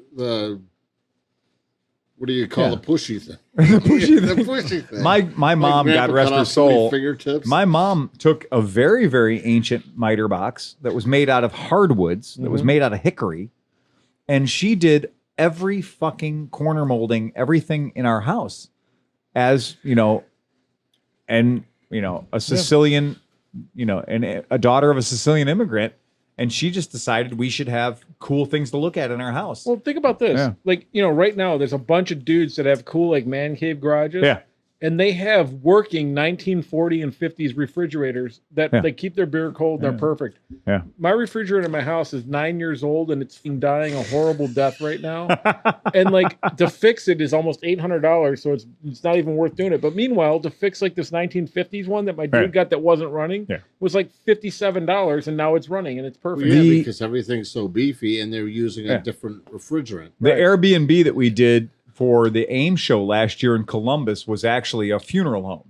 Oh, that was awesome. It was that place great, was right? great, yeah. So upstairs, though, in the residence part of it, where we had the party center out on the roof and the nice 50s bar and stuff, but they had one of those fridges where you had like the heat exchanger was on the top of the fridge, so it looked like a fucking robot. And you put your foot down on a pedal to open the fridge door. That's genius, because you're always holding shit in your hands. I love that place because they were like, go out on the roof. There's no railing. No. And you could totally fall off Of course and kill you could. yourself, Yeah. but we don't care. No, Just it was fucking great. Go out It's and do totally it. cool. Yeah. It was very good. That's when the NoCo guys were with us. The North Colorado Motorcycle Podcast. Yeah, they need to heat up their mics a little bit. So I listen to their podcast a lot, and it comes in like here 75%. Yep. You don't need to adjust the knob. We come in at like 75%. You don't need to adjust the knob. NoCo, you got to turn the knob to maximum and rip the fucker off, because they're recording at that like green level of like plus 4 dB. And honestly, for podcasts, you got to record at like plus 12 dB. Oh, there's more than that. You got to compress it. You got to EQ it. But I mean, it's like just the base of the amount of sound energy that's going into it. When you set these things to auto, they record at like plus 4 dB. Oh, very conservative. Very conservative. So if you set like our Boy Scout, our R2 unit, our R2 unit records at 50% at only like plus 3 or 4 dB. Right. And that's to get rid of like if somebody goes, like that. Thanks, John. That only happens once. That doesn't happen that often. Right. Yeah. And so in the optimal setup, we'd all have our individual mic channels come in and each have a compressor, and I compress them all now. But I do it all post. So we're recording all this to 2 tracks, and I do it post. I mean, but if I really wanted to bring a laptop, we would record each channel individually for this and do that. Right. And I could spend more time than I actually do now doing it. But I think it sounds like, so after compression, after leveling, after expanding, and after doing all the other things I do to it, it sounds pretty good. But you're right. And it does sound great. But they come in too soft. And NoCo is a really good podcast, but they're so quiet that you have to rip the knob off in your car to get it to be like listenable at 70 miles an hour. So one of the reasons that we probably sound pretty good is I do national TV shows. And so I edit national TV shows. So when you do that, like it has to be like we have deadlines for these shows, and sometimes they send changes like a day before it's due. Yeah. And so we're like editing our brains out, staying late to do whatever. And if I send them something that is not perfect, like their audio scope, like you have 1 dB of leeway. And if you're not within that 1 dB, they will reject the show, and then you're fucked. And with podcasts, and Jackie did that, Jackie Van Ham's podcast, which is an amazing podcast. Her content is so much better than ours. But it came in soft. Right. Yep. So you got to go big. You have to go on the loud spectrum, because remember, your target audience may be listening to this at 70 miles an hour. Right. Jackie obviously spends some time preparing her. Jackie's podcast is so good, and it is such good content. And she's trying to venture out into video and stuff. So she does. has a crew, and she's doing her thing. And anything Jackie does, and this is a completely unsolicited. Again, I haven't spoken to Jackie this week at all. Anything Jackie does, she has the good sense to focus in on stories that we all are very interested in. Yep. And she is able, like, when she comes up with a story idea, I'm like, God damn it, that's why she's so good. because I would have never thought about that because I'm too busy like playing with my cat or something. And I really hope she stays safe because apparently from her posts and stuff, she's going out to Sturgis. Yeah. Sturgis 19. I mean, yeah. Okay. Anyway, It'll be the last Sturgis. it won't be the last Sturgis. Because the average age is over 65. Well, did you read the article out about Sturgis? And they put this out, and they were like, Sturgis is notorious for spreading STDs. It is, yes. So, It like, is, how are they yeah. going to control a virus when they can't even keep herpes from spreading Right. around the place? Again, Sturgis. Yeah. So there's so much stuff that happens at Boot Hill, but COVID can't penetrate leather. And you're talking about the skin of a lot of the ladies. Yeah. Right. Yeah, right. What's the next beer for me? I need a new beer. okay, you guys want to hear a party member post? A party Yes. member. He's got our hotline, so he used the hotline. So last night at Thank you, Daniel. the very manageable hour of 23:53, because I do military time for all my shit. Right. So 11:53. That's right. Patty from New Jersey. Patio Furniture. So Patty says, Smart Park. so Patty says, I'm looking for suggestions, and this is probably for you, Steve. I'm looking for suggestions in the Northeast. I'm in North New Jersey, and I'm looking for a 2 to 4 day moto journey. I'm up for anything. Twisties on the sport bike or moto camping on the adventure bike, mid-August. Apparently he's into bears and leather. He says, any suggestions? Patty, I would plan a trip like the Lake Erie Loop if it was possible right now and stop by ClevelandMoto to say hi, but now is not the time. I work in the ICU with COVID patients and I need a loner trip to sort through some shit. My wife is very understanding that way. Now, this guy works in the COVID ICU. That's like my buddy Eric. That's right. And he just needs to go and disappear somewhere. His wife has said she approves of this trip. He needs to go and get his head together. Go ahead. I have an idea. Didn't they do a Moto Giro up that way? Like out on the East Coast, like up through there. Yep. So that might be, some good hints at That's a where real you good might hint. want to try to go do that Moto Look into Giro that. right. Yep. I don't know how far that is from or whatnot, but You said a 2 or 3 day? He said 2 or 3 days. And that Moto Giro kind of slots into that. Oh, or how about he'll have to travel probably about 5 hours, 4 hours to get there. But what Right. about the MDA, whatever the fuck, what is it called? The MABDR? Yeah. It's the the East backdoor Coast one. discovery route.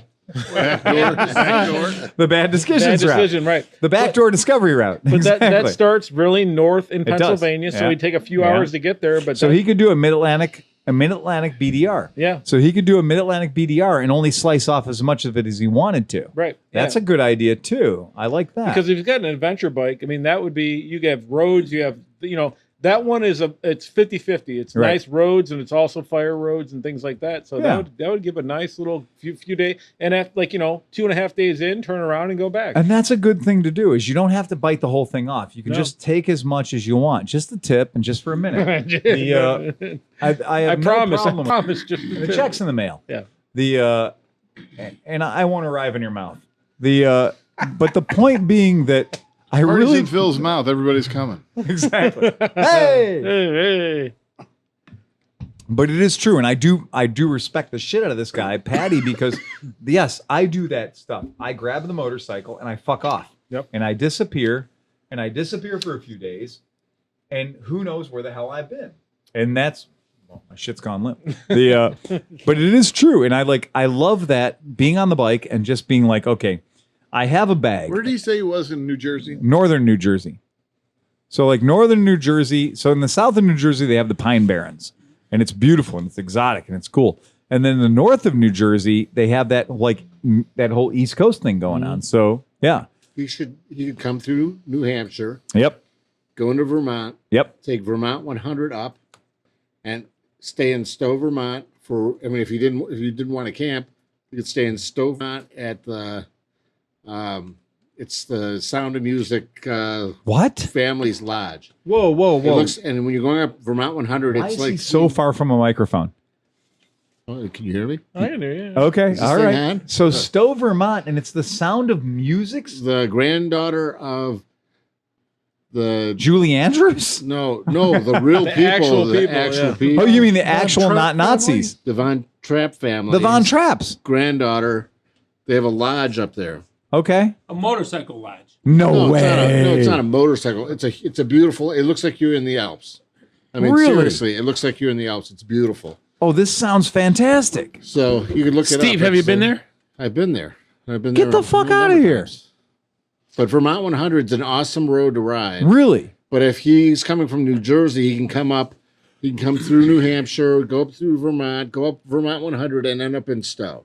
It's called the Trapp Family Lodge. Yep. So it's the Trapp Family Lodge. Put and it I'm up going to there. put it up Come on the on, thing God because, damn it. well, the podcast listeners can't see it because of our When we were camera there, angle right the now. granddaughter was singing in the library. The hills Look at are this. alive. They're wearing drindles and shit. I'm telling you, it's a beautiful place. Like the chicks are all wearing the native dress. With the It looks like the sound picture was of taken in 1952. waves. I like Oh my this a God. lot. Oh, this is great, dude. Yeah, I love I that. have a little thing for that. Or if he wants to do something interesting, No, I'm just saying, then because you said 2 or 3 days, Right. then he could come around. They have come a down brewery. through like Lake Placid, and there's multiple routes you can come down. You can come down 9N. He can come down 9. He can come across, go down. Oh, that sounds fantastic. Cut across 74. Take 3 is an awesome ride. Where's If the you just brewery? want to like lose yourself in thought, take Route 3, come down, and then Beer hall. come down 30 down into Albany and back to New Jersey. That's 2.5, 2.5 day trip. This thing looks fucking fantastic. I mean, not joking around. This is a serious. ClevelandMoto. Jesus Christ. The Trapp Family Lodge. And it's Trapp with 2 P's, so you know it's authentic. And look, they got cross country skis all well, oh, tipped it's up against the brilliant. in that general area, if the dude's into urbanics or anything or urban exploring. Oh, okay. So All right. back in the day, in the Borscht Belt, they call it. Yes. It was all the Jewish Yep. like retreats Yeah. and stuff and like summer camps and stuff were there, Right. but they're all closed. They've been Right. closed for 20 years. That's right. So there's this huge pile of abandoned things that's a good ride to get out there, and then you have like abandoned cities to kind of Right. explore and stuff like that. It's pretty cool. So we all kind of agree he should go north. Well, I mean, you're in northern New Jersey.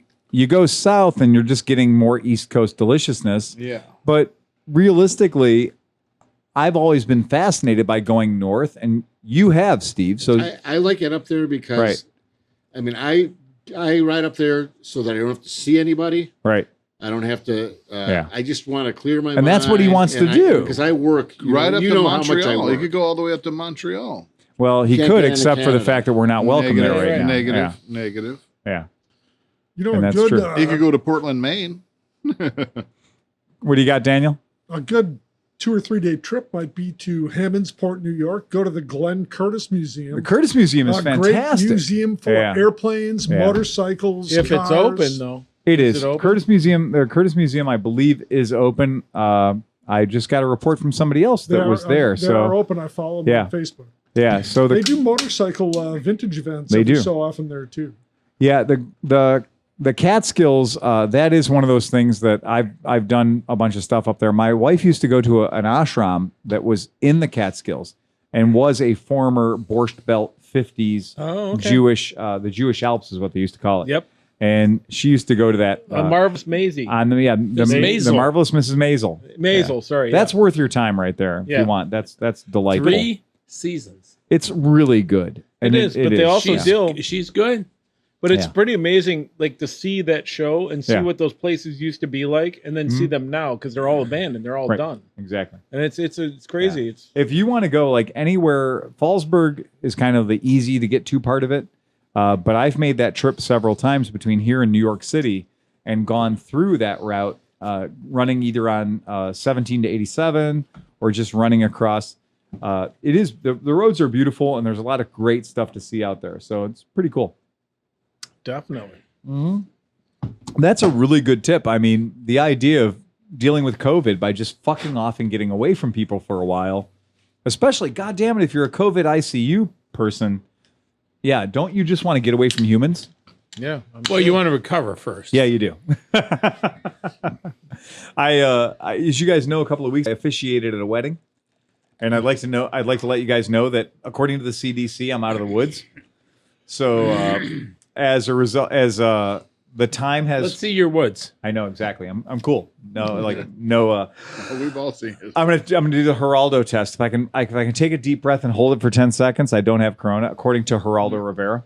So who lives in Douchebag. Cleveland Heights or Shaker Heights? I didn't know that oh, you didn't know Oh that? yeah. until recently. Yeah, I was like, wow, he's on WTAM 1100. Oh, we see him out all the time. Yeah. Motherfucker. Yeah. Geraldo Rivera is like a Clevelander now. Yeah. He's always punching babies and killing seals. It's Oh, crazy. whatever. Yeah. I love it. A buddy of mine Love threw a it. chair at him. Yeah. Good. Yeah. I hope you hit him. It was a weird day. But it is an interesting thing. Like, yeah. Can we remember when he had the live thing of Al Capone's vault? Al Capone's vault. Yeah. He found a bottle. Yeah. He found a bottle. He found an bottle. An bottle. Yeah. I found more than that where we go shooting. Like where we go and like I was like digging around, mucking around in the back, and I was like, I found this bottle. I was like, oh, it's some sort of snake oil from 1903 or whatever. And that was only found because I was putting targets up in a actual swamp. Right. Like literally a low spot, what used to be something. I have no idea what that used to be. I'm like, it looks like a foundation. No, it wasn't a foundation. Yeah, he Looks swears like up and down it wasn't a foundation. But meanwhile, What was it, it's the a foundation cesspit? cesspool. But all I know is it does sort of stop AR-15 and 7.62 by 39. Yeah. This fall, once Yeah. the weather cools off, Yeah. we're gonna go back out to Grand River. And Oh, do good. and And the do skeet clay shoot. birds. Yeah, we Yes, should. Yes. Where we go shoot clay birds, it's a kind of a fun thing because very we'll go. fun. Yeah, we'll go take and Steve loves throwing the birds. I love throwing. Steve just clay, loves yeah. loading a hand trap up and throwing birds, and he just wings birds like a madman, which is good because I'll bust birds all day long, and And I'll throw them all day and long. he'll throw them all day yeah, long. it's So a that's good it. We just hand symbiosis. that Two sounds great like fun. tastes that Really go good good. yeah, together. it does. Like when we It's go hard to shoot. throw it and shoot with one hand. You know, That like was the you're gonna- best thing. We're like, okay, we're gonna throw birds and then engage birds with the same. All right, yeah. Well, that's why I have that one step. I want an trap. over- Your one under. step trap. You can Yeah. step on it. I want and an shoot over it. and under so badly. Well, we'll get you one. I got a side by side. So Yeah, who's we'll going to get the long tall one? The long tall one. No, the big red one. The big red one. Yeah. The big red one? Is it No, really it's called the not big the red one? big It's not the red big one. red big one. Fuck long you. one. The big long. It's the one. big long one. I thought it was called the Big Shark. So who's going? It's called the insert dick joke Well, here. Nick is going, and I'm going, I'm and going. you're going, and Dan's going, and Steve's going. So what's everybody riding? Big CC or I'm small waiting. CC? I'm waiting at you guys to tell me. I got nothing small running yet, so big. If we're following Dan, you better ride So a big this is CC. a buddy. 200-mile ride, right? 200 mile ride. 250 miles. All right. It's not that bad. But it's basically they give you like the 6 cities. If I'm not riding the Africa Twin, I'm going. Okay. You want to ride the Super T? You can ride my bike, and I'll ride my small one. I'm probably not going, no matter Oh, what. come on. Come on. Well, man. what's it? I'm already way out planned for this weekend. All right. So they're taking off 10:15 10:15.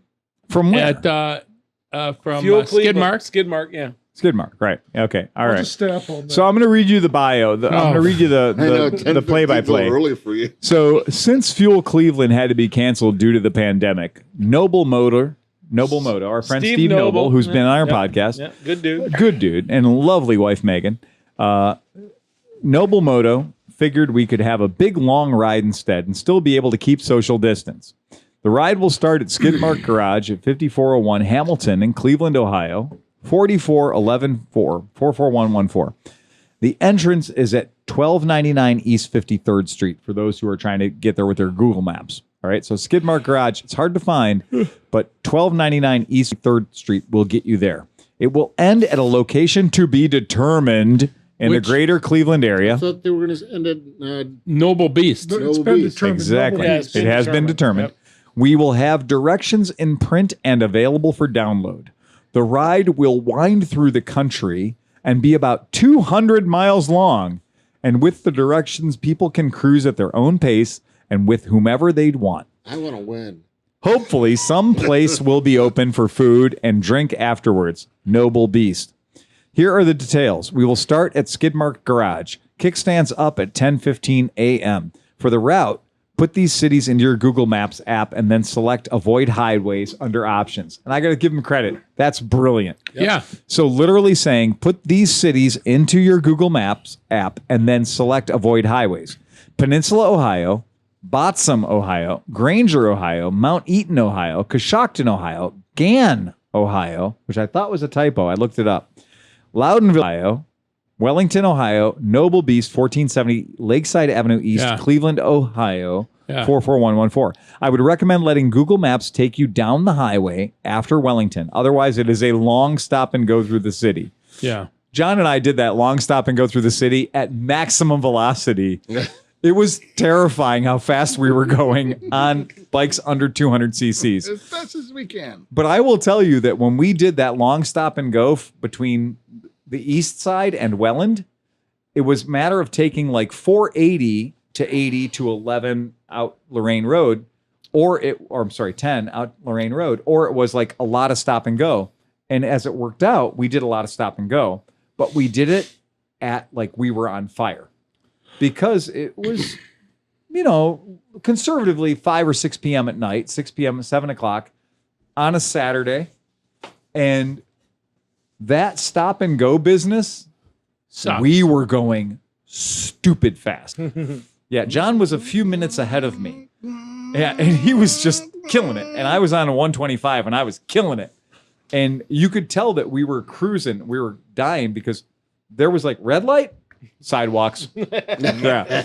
Red light, crosswalk. Right. Did not fucking matter. And the fact that the last 40 minutes of any race is dangerous. That's where everyone's going to die. The last 40 minutes of that race was like red light, red light, red light, red light, red light. It was vicious. But yeah, we made it. See, I'm surprised they're not starting with Wellington and working it around the other way. Right. I agree. Because then they would be back closer to Noble Beast. At the end. Instead, you're ending up in Wellington. Then you got to go all the way across town to east. So he said that face marks. Sorry, that's Mark Shaffrin, Skid Mark Garage. Skid Mark. Face marks. Again, thanks, Chris. Are required inside skid mark and probably at Noble Beast. So this is over 200 miles. There are 26 people so far, thusly anointed as being going, according to their Facey books, but 172 people are interested. Let's feel the fiber of their fabric. Yep. Do we have to sign up for this? Because Dude, show up at Skid Show Mark. up at 10 Show o'clock. up at Skid Mark. Okay. But I want to know what everybody's riding. Am I taking my? I think there should be at least a start, and there should be a flag. There should be a shotgun. shotgun. Time. There should be a gun at And the there should be a beginning. couple receipts for each of those cities. Again, you and I didn't do this because if you and I would have done it, what would we have done? It would have been a rally. It would have been a full-on fucking cannonball. Yeah. We would have said, if this would have been our event, we would have said, I need 3 fuel receipts in these 3 designated cities. You laid out the cities. So Right. I need a fuel receipt. I need a fuel receipt from each one of them. We'll buy you a beer if you can. We would have made this into an extraordinarily competitive event, but he didn't, and that's smart. Yeah. He made it into a cruise, which, by the way, just remember that thing called the DGR? Yeah. So that's what DGR is this year. So DGR this year is all about, like, we're still doing the dressing up part, but we're not doing the getting together and showing off to each other part, which is going to take a lot of the wind out of the sails of the DGR, because most of DGR is like, dude, you look fucking great. Right. And your bike looks fucking cool too. And that's most of DGR. But what they're trying to do is they're going to try to do like 1,000,000 points of light DGR, where it's like, you're going to have your DGR and you're going to have your DGR and you're going to have yours and yours. And we're going to do them all on the same day, but we're going to all like fuck off on our own thing in our fancy clothes. Right. Which honestly is just an excuse to dress fancy, which I'm totally in support Yeah, of. right. There's never a problem with that. There's never a problem with that. Yeah. When's the DGR? Usually the last weekend in September.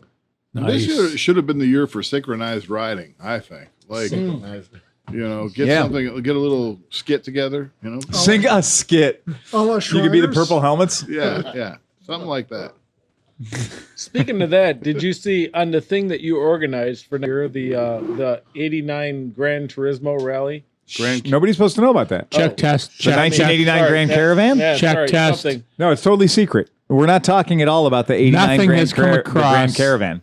So Okay. I've decided to do a stupid thing. Thanks, Steve. The Sorry, stupid sorry. thing starts in Flagstaff, Arizona, Another. and goes all the way to the road to the sun. And that's Route 89. So the U.S. Route 89 goes south to north or north to south. That's your problem right there. Yeah, well, we know. Yeah. And the idea behind that is in the history of banger rallies, in the history of horrible ideas, those have been in the freezer for a long time. That's when they're the best. You're all slushy. So, but the idea of the 89 Grand Caravan is that for like, we're going to have some classes there where people are going to drive cars of like low dollar value. Right. Like all my And it wouldn't be right, exactly. And it wouldn't be a bad idea if they could all be Dodge Caravans. Right. Like really old, questionable Dodge Grand Caravans or whatever. Our friend Ben Lamberton came up with the idea of doing the 89, Route 89 Grand Caravan, meaning a bunch of people having a grand old time, and doing it lightly road rally, like some light things along the way. And I've always been up for stealing a good idea. So I immediately hijacked his idea and put a Facebook tag on it and said, fuck you. It's Phil Waters' Grand Caravan. Right. Right.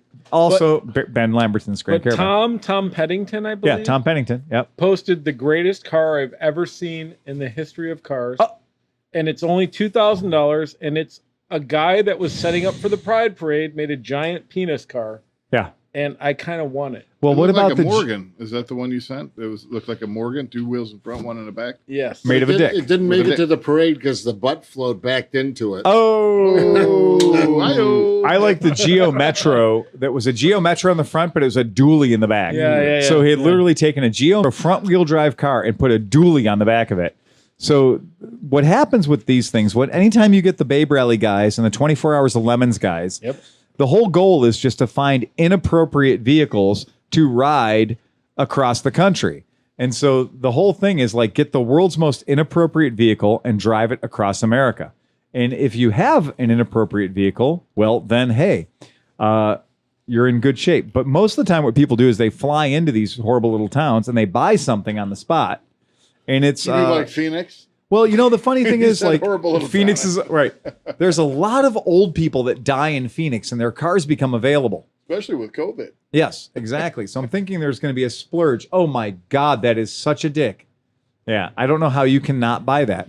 But the DGR, so the DGR's thing is all about like, you know, earning money for prostate cancer research and the Movember Foundation and that kind of stuff. But they are definitely doing it on September 27th. So sign up for the DGR, be a part of it, do your own personal DGR ride. We're going to go ahead and play along. I'll register Cleveland as such so that we can do that thing.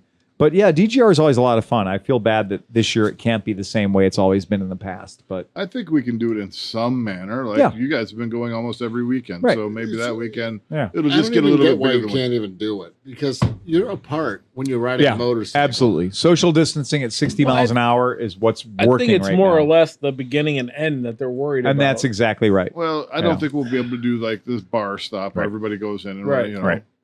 But hey, well, if you went to Twin Oaks, you could do it easily. And you know that's a great idea too. Is pick a spot, a field. 10-acre field, right? So everybody can social distance. I mean, it's probably not legal, but you could do the Metro Parks, one of the parking lots, and have a couple coolers waiting there, and everybody stay 6 feet along. You know. No. So on behalf of the folks at the Metro Parks, who are our customers, I'd like to tell you a big thing in the Metro Parks right now is a lot of people are using the Metro Parks as a destination for car shows. And a destination for motorcycle shows and stuff like that. And the Metro Parks police are having a really tough time keeping people from congregating and creating illegal groups of 200 or 300 people for these impromptu car shows or impromptu motorcycle shows or impromptu family reunions, when the ultimate goal is, if we like our Metro Parks and we want to keep them, we have to keep them socially distant so they don't go in there and lock the gates on shit so we can't get into them. Well, I feel like you could have 100 people or 200 people if they all stood 6 feet apart. Yeah, the problem is they're not. Yeah, and James does triathlon stuff, and so he's always riding the Metro Parks, and he's like at Dark 30, there's hundreds of people in the Metro Parks already. It's insane. Yeah, it's insane. Well, you remember if you go when down we, to Edgewater, it's Yeah. ridiculous. well, we went on. You were with us. We went on a couple of rides early in this whole thing, and we went through the metro parks, and it was like there was gangbangs happening everywhere. It was, Yeah, it was ridiculous. it was insane. Yeah. man. Yeah. it See, was- they could do a car show where the cars drove by. a parade. like There's a lot of parade that like happening that. right now. I mean, So a that lot would of be people good. in the vintage car thing and street rods and shit, they're doing that where they're doing like, this is our our start point, this is our destination. And motherfuckers are doing a straight up rolling car show. Well, car shows suck because you like open the hood of your car, you open the trunk of your car, you bring out your $10 folding Walmart chair, and you sit there and you like basically talk to old men that walk past your car and go, my brother had one of those with a 796 Hemi in it.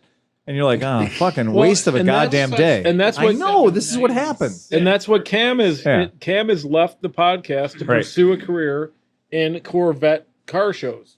Oh So my God! Whoa, whoa, whoa, whoa, whoa! He's where I'm not saying he's officially backing left, up but here? he's very into.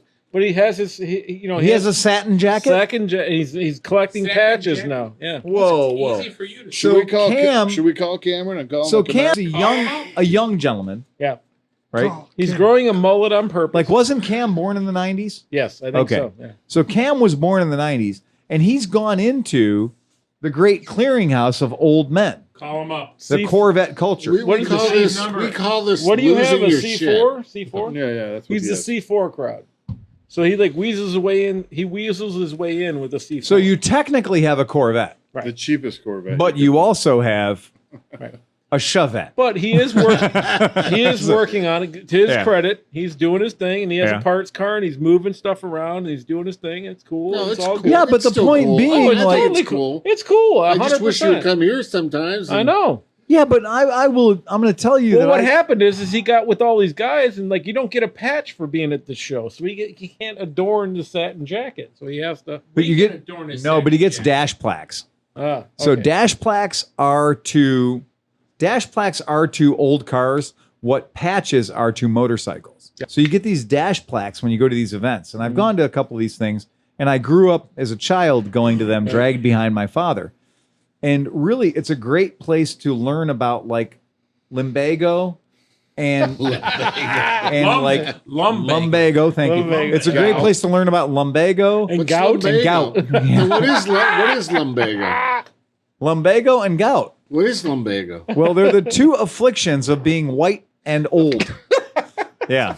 So it is this thing that when you go to these car shows, everybody stands around in a circle. Not to be Steve, confused with infantry. You're almost Yes, there. right, exactly. But I'm getting lumbago. And What the hell's lumbago? as a little kid, You'll find out as a soon little enough. kid, I learned that they all have lumbago and they all have gout, It's like a bagel, they- but longer. and they all and they all stand around and talk about their Your legs are lumbago swollen and their up. gout. Look Is at that what lumbago- look at Steve's legs. Yeah, There it is, right there. that's it. Sexy. Well, but If you push on your leg and it leaves a dent, you have lumbago. oh my I god! don't. Really? And then what is also with Please send money but into as the a child, I Steve also Hoffert learned. relief As a child, fund. I also learned it came with sciatica. Oh, so they yeah. would complain about their lumbago and their sciatica and their gout. So And this the was ride all to the results sun- of being an old man with a gonna 1957 die. whatever, right? Don't The forget ride to the bursitis. sun will be donations for my lumbago, future lumbago. It's pain in the lower back, you know. It's basically when you quit fucking, your lower back, which is built for fucking, like your whole lower back is just scientifically engineered to fuck. And when you quit fucking, your lower back gets lumbago. Well, as you get older, you put on more rings. You put on more rings. And as your rings get to the point, you lose mobility in your lower back because you put on too many rings. Okay. And All so right. your back stiffens up. Lumbago can be caused from several factors, according to Wikipedia, but the main reason is the overuse of the lower back and the sudden lifting of loads, Hey, speaking of old dudes usually your own load. and old car guys and stuff, Yeah, yeah. I have breaking news. Oh, yeah. The Rockabilly Ruckus, Ohio, Yes. is canceled for Yes, this year. it is. They Yeah. tried to sell. They needed to sell 2,000 tickets beforehand. They Oh, sold, so they were literally saying the ruckus was going to go on if they could sell 2,000 tickets. right. But And if they couldn't sell 2,000 tickets, they couldn't afford to they're do going to it. shut it off. Yep. So they sold 224. Whoa, you're fucking kidding me. No. So they pre-sold 1/10 of the required number Yeah. to put it on. Right. And the Okay. thing is, sucks is it's a great It's a great show. event. It's It so is a great fun. event.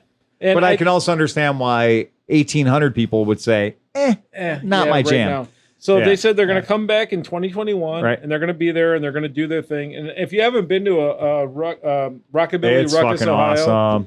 they have a giant dirt flat track Yeah, where they do. guys take their 1950s Yep. and whatever cars and go absolutely ate shit. I think They it's have- anything up to 1968 or something like Yeah, that. Yep, that's true. Buddy Yeah. Kevin from the Moon Gone Lounge Kills it. kills Yeah, it they all always the time do a great there and job. stuff like that. And it is fun because the guys with old cars are just like, hey, nice bike, nice car. Got that on the trailer, I see. Yeah. All right, well, see this? I drove it down here. Yep. And you know what I'm going to do now? Hit the dirt track. I'm going to beat it like it owes me money. Yep. And they do. And they take those things out and they drive them around. They hit the dirt track. And it is And so there's- cool. They're Yeah. usually great rockabilly bands and all Yeah, kinds. it's It's a great event. So cool. So Lumbago. we'll see it in 21. Yeah. Lumbago. Lumbago. Yep. There's Lumbago. So that's Lumbago. That's And what she said. Is that Yeah. Pee Wee Herman? Did you just... he is the poster child of Lumbago. Okay. Yeah. So there you go. Lumbago. Top far left. Lumbago. So anyway, Herman. yeah. So Lumbago. The that's Lumbago. So Lumbago. The So, but I think that for what we're thinking about doing for the Distinguished Gentleman's Ride, but more importantly, the long one, that idea is really kick-ass. So that's happening this Saturday, yep. which means exactly 2 days before we drop this podcast. Yep. Okay, so if you're hearing this podcast, make fucked sure to up. show up at Skidmark Garage 2 days ago. And you'll be in perfect time for the Get big a new long time one. machine. Go back 2 days. If you show up at Skidmark Garage, you can hear about how awesome the big long one was. That's good. I Anyone hope they got have a anything sag else? if it's the people, I from feel the like we've Skidmark helped Garage, society. They better have a sag wagon. Oh, the other thing I was going to mention is No sag wagons ever. how was it that the company who kind of made the most scramblers in the whole entire world missed the whole scrambler bandwagon? What do you mean? Triumph makes a scrambler. Yeah. Triumph makes a scrambler. Moto Guzzi got honorable mention. Lots Yeah, of companies yeah. made scramblers. All right. But Honda No, Honda didn't make a scrambler. made scramblers all through the 60s Well, and 70s. Honda did create the concept of The scramblers CL77 by far. was called the Honda 305 It was- Scrambler. Called the scrambler before anyone else got the idea of a desert sled or a desert rat or any of the other crap that became a scrambler. The Honda CL77 was clearly, unmistakably a scrambler in 65, Yeah. right? So in 65, Bud Ford years, young Steve McQueen years. They won a Baja 500 or They something did. or something They like did. that. Imagine way that. early in the game. But all You're the right. CLs were scramblers. Of course, that was the Exactly. idea, right? So- but my- Honda just thought, been there, done that. I mean, what's the big deal? You keep fucking up all our old good bikes, and you're Right. cutting everything up. So, Well, I think what it came down Right. to was Right. Honda didn't have anything that it could make into a scrambler. That's true. I mean, it has the CB 500 is Right.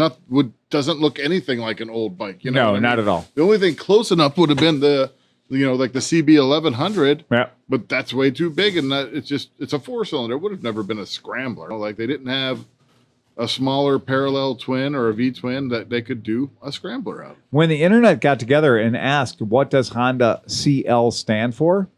The decision was that the CB, some people believe that the CB stood for city bike. And I've talked to people that were alive in the 60s and 70s when that I happened. thought it stood for Citizens Band. Right. Citizens Band. It is a very narrow spectrum of the radio, 40 channels, right? Of which 19 will get you the most good buddy. 10-4. And 10-4 nine good will buddy. get you out, right? I'm gonna have a 10-8 at my 9. I'll be right back to see you. The 1036. Negative. Anyone? Don't know. The 1036 goes tick tock tick. Oh, Oh, time. Yeah, time check. Yeah. And that's the childhood I had, by the way. I knew all the 10 codes for CB radios. Yeah. So I could I 8 had at my my 9. radio license. I had the WL. Yeah. You had a radio license? Yep. I did not. I had a 40-foot whip antenna on top of my house. You had to get one Yeah. to have it. Back then, you needed a license to use the CB. Yeah, if you were you. The rest of us just put sidebars on and excellent amplifiers, and we would just talk to people in PA. 1,000-watt linear, and you blow all the color off everybody's TV sets for 4 blocks. Ruin it. That's it. Yeah. But anyway, I was extraordinarily dive deep in the CB culture. But CL, nobody's ever been able to figure out what the fuck CL stood for. Somebody said contemporary luxury. That's not true. We checked that out. Sense. There was nothing like CB even as city bike. I think CB was a stretch for being city bike.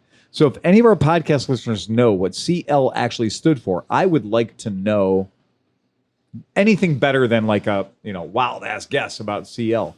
I've never heard in all my years what CL what stood CL for, stands or for. SL. Street legal is what I thought that stood for. That was what I always thought. I was like, City SL, legal? street legal.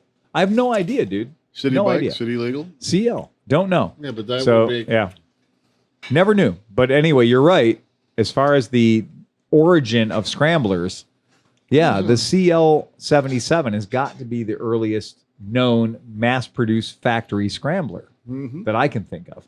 I'm For whatever sure. reason, Honda just chose not to like delve into it whenever other people were. And we'll clearly- throw this down as an inter-podcast challenge. Emma, you can call me on this one. I know I won the most bikes named after animals podcast, but maybe she can name the origins of the term CL and totally trump me with some, which of course it's Emma, so it'll probably be some British thing. I could talk to the Nichols family up in Michigan. Those guys, Dallas. They're a very good resource. They've been a Honda motorcycle dealer for years. I think they might have been the first because they were selling the Honda 600 cars. Yeah. Yeah, they were like at the front bleeding edge of it. So there you go. So there's that. Hey, Phil, Yeah, Steve. do you have $29,800? Not even close. All right. You mean of disposable income? Yes. Of Cleveland Moto Copex? Not even close. Well, if you did had $29,800, Yeah. you could buy one of the 50 KTM rally replica bikes they'll be selling this next year. Whoa. KTM. Yes, KTM. Rally replica. Rally replica 2021 450 rally replica, All right.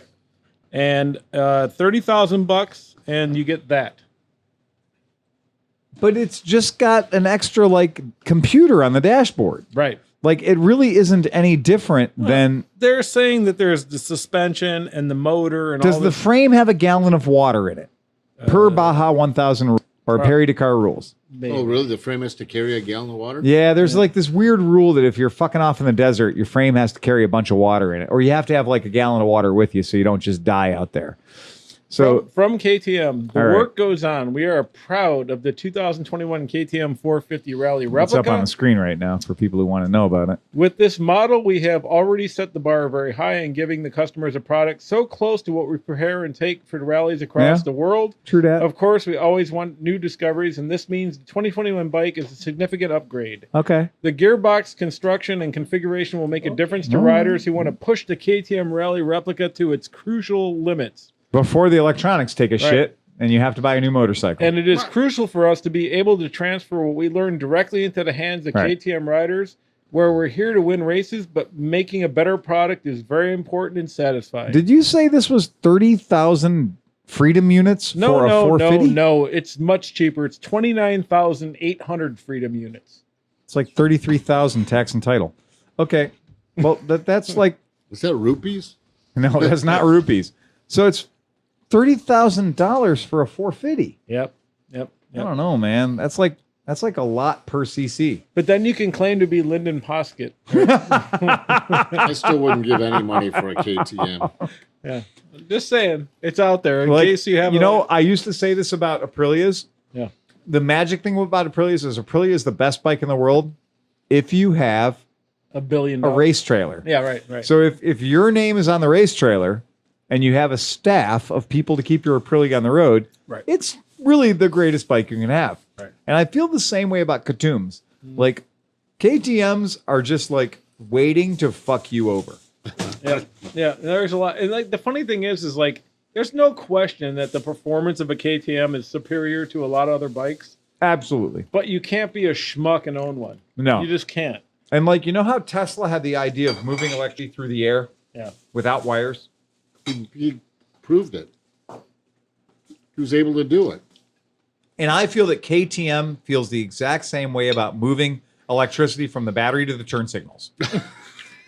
Like, It should go through the air. as reliably as Nikola Tesla moved voltage through the air to get to your house from my house or the power station, I feel like KTM did the exact same thing with like the power that should be going to the turn signals.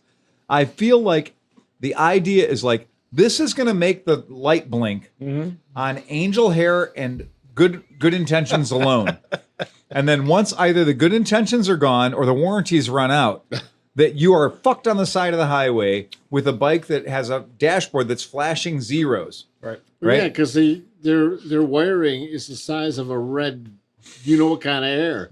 I mean, seriously, it's Just a big. blonde one. Yeah, Just a blonde one. Well, I like it when you buy a new car stereo or something, and it's like, okay, let's try that again. All right, I see a little whisker of something Every that time was you wired. strip a wire, you And you're realize like- the insulation is thicker than the The wire. only way to really get the it's insulation off is to ridiculous. put it in your mouth Use and your carefully teeth. just, Oh. and then you might not break the wire. That's right.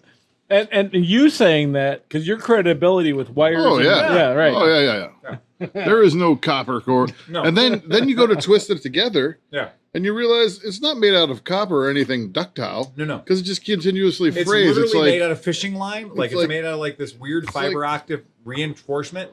And there's like 3 little. it's chrome plated nylon or Yeah, something yeah, like exactly. that. And that's what it Right. is. Like, Made out cat of gut. the teeth of Chinese prisoners. well, here's the rule. Okay, now if you, I'm gonna bring up, Probably I'm their gonna bring up, fillings. I'm gonna bring up like you know how your sense of smell Yeah. has a really good memory. Yeah. Okay. We've ever been in a bad situation. You broke the cord on the end of your headphones. Do you Oh, know yeah. that there are taste buds on your nutsack, by the way? Oh yeah. Yeah. You can dip lemon and they'll react. I did know that. I know that I'll be doing that on Saturday while you guys are on the big long one. I've been to some. I've been to some cool fucking parties, man. Here, dip your nuts in this lemon juice. I think that's If I knew it was gonna be that kind of party, I'd have dipped my balls into mashed potatoes. maybe My that- buddy tried to convince me your dick could tell the difference between diesel and mogas. The only reason And it I could turns think out you'd it need can't. they need physiologically need that is to know if you're like in the right hole, you know, like if you have taste buds down there, you're like, oh, I got like a shitty taste in my mouth. Coffee and peanuts. Back away, back away, back away. And I can tell you I've experienced that before. It was like, And I will again remind you that this is the world's worst motorcycling podcast. But there are wires that I have touched with like for headphones and shit, Yeah. where I've taken them. I'm like, okay, well, you know what? I just got to fix this. So I'll just rip this thing off and I'll twist it together and I'll put a Band-Aid around it or whatever piece of adhesive I have. And then I can listen to music. And you realize, no, that's never going to happen. And then you get your really good soldering iron out that has the adjustable thermometer and everything else. And you set your thermometer on your soldering iron. To like 32 degrees. Yeah. And then you touch it with that and the whole thing like Yeah. and like all the magic smoke comes out and it just becomes like vapor or the memory of headphones. All right. And you do that and you realize that's what wiring they use in KTMs because it makes the bike faster because it's so light. And in the hunt for speed, they've sacrificed conductivity. So it is easier to put a jumper cable at the front axle and a jumper cable at the back axle and just transmit electricity through the bike and burn everything up in the process to move 12 volts than it is to try to plug in a heated vest to a KTM. But you know what's interesting about this? So like the guys that buy KTMs and BMWs, they're usually premium buyers, right? Yeah, they're are. spending a lot of money. Oh, right? fuck yeah. The BMW, They've never seen the bad end of a warranty. The BMW, they're all like, oh, I got this option, that, and they're all happy, and they spend all this money and like They're thrilled because their CAN bus battery charger costs $400. right, Yeah. but all the shit works and stuff, Yeah. right? Right. But KTM guys, Right. like, and there's no question that if you have the bike working right, the performance is fucking ape shit nuts, right? Liza drove past a guy on the beach with his shirt off. Right. And she got so wet, it fucked up her display on her KTM motorcycle. It's a true fact. No, but I'm just saying, like, Her speedometer went blank. The guy pulled his shirt off. Her speedometer went blank. right. That's how averse to moisture that bike is. But more Yeah. importantly, like if you ever watch forums and dealing with BMWs or all these high-end bikes, Right. BMW guys are talking about where they went. Yeah. They might have added this or that, Right. or they afforded a feature that BMW offers and it Okay. works, right? All right. KTM guys are like, oh, I bought this $20,000 Right. beast of a machine. Yeah. And then I bought a Rottweiler intake, and then I bought this, and then I bought that, and then I had to replace this, and then I did this. And it's like you spending 30 grand on a motorcycle, and Right. then you have 10 grand just to make Well, the fucker work all the time. KTMs are like if Disney and Vegas got together. Because the whole idea with Disney is you pay an exorbitant amount of money to get into Disney. Right. But that's really just Oh, the that's just entrance, it. right? Did I ever tell you? So But Vegas, it costs you money to get out. right. So right, the trick with Vegas is like if you're having a good time at Vegas, there's bail involved, Right. right? So KTM is like if Disney and Vegas got together on a weird weekend and went like, "Ha, we're gonna fuck you on the front end and the back end." and that's when I went to Disney. So my my in-law parents, or whatever the fuck you call them, parent-in-laws or whatever, they brought me and my wife and my daughter down to Disney a year ago To get your ears. in February or January, because that's when it's like 85 degrees and cool and thing. Sure. My week was 41 degrees the Ah, whole time I was there. snowing, And I only took shorts and a t-shirt. Yeah. And it fucking sucked, dude. It was so cold. Nothing buy was like good. a 90s sweatsuit. No, you That's- can't. Because once you're on their fucking property, you can't leave because then you get whatever. So one sweatshirt would have been $115 because easily. I had Yeah. a fucking Mickey Mouse Seriously? face. Oh, yeah. For real. Yeah. 100%. Not joking. Yeah. And like I was with my They fuck you at the parent-in-laws. drive-thru. So like I was They spending fuck you at the $170 a day on beer just to Yeah. survive. Did not kill everybody involved in this. Yeah. And that was only 3 beers. Should have had your vape pen. Well, I wish I would have. Yeah, 100%. It was. Yeah. Oh man. And it's so I've owned a few KTMs, Mhm. and I've owned them all the way to the first, second, third, fourth warranty claim, maybe a second recall. Right. Right. And that's been the nature of owning a KTM. Right. And it is a strange thing. It's like, yes, we always joked about the Ducati guys being late for the ride because they were busy having unconventional sex. Right. Like that's the nature of being a Ducati guy. Right. But the Like Jeffrey Epstein owned 5 Ducatis. Wait, Right. with their bikes or with each other? It's yeah. And You can I've fill in owned the blanks. and I've owned a few Ducatis too, and that's one of those strange things. Is like you show up at an event on the Ducati, and people who are at the event, like the general event with all the people, and they're like, "Oh, what'd you ride tonight?" I'm like, "I rode the Ducati," and they'll fucking walk away from you. Like, why are you walking away from me? We're friends, Right.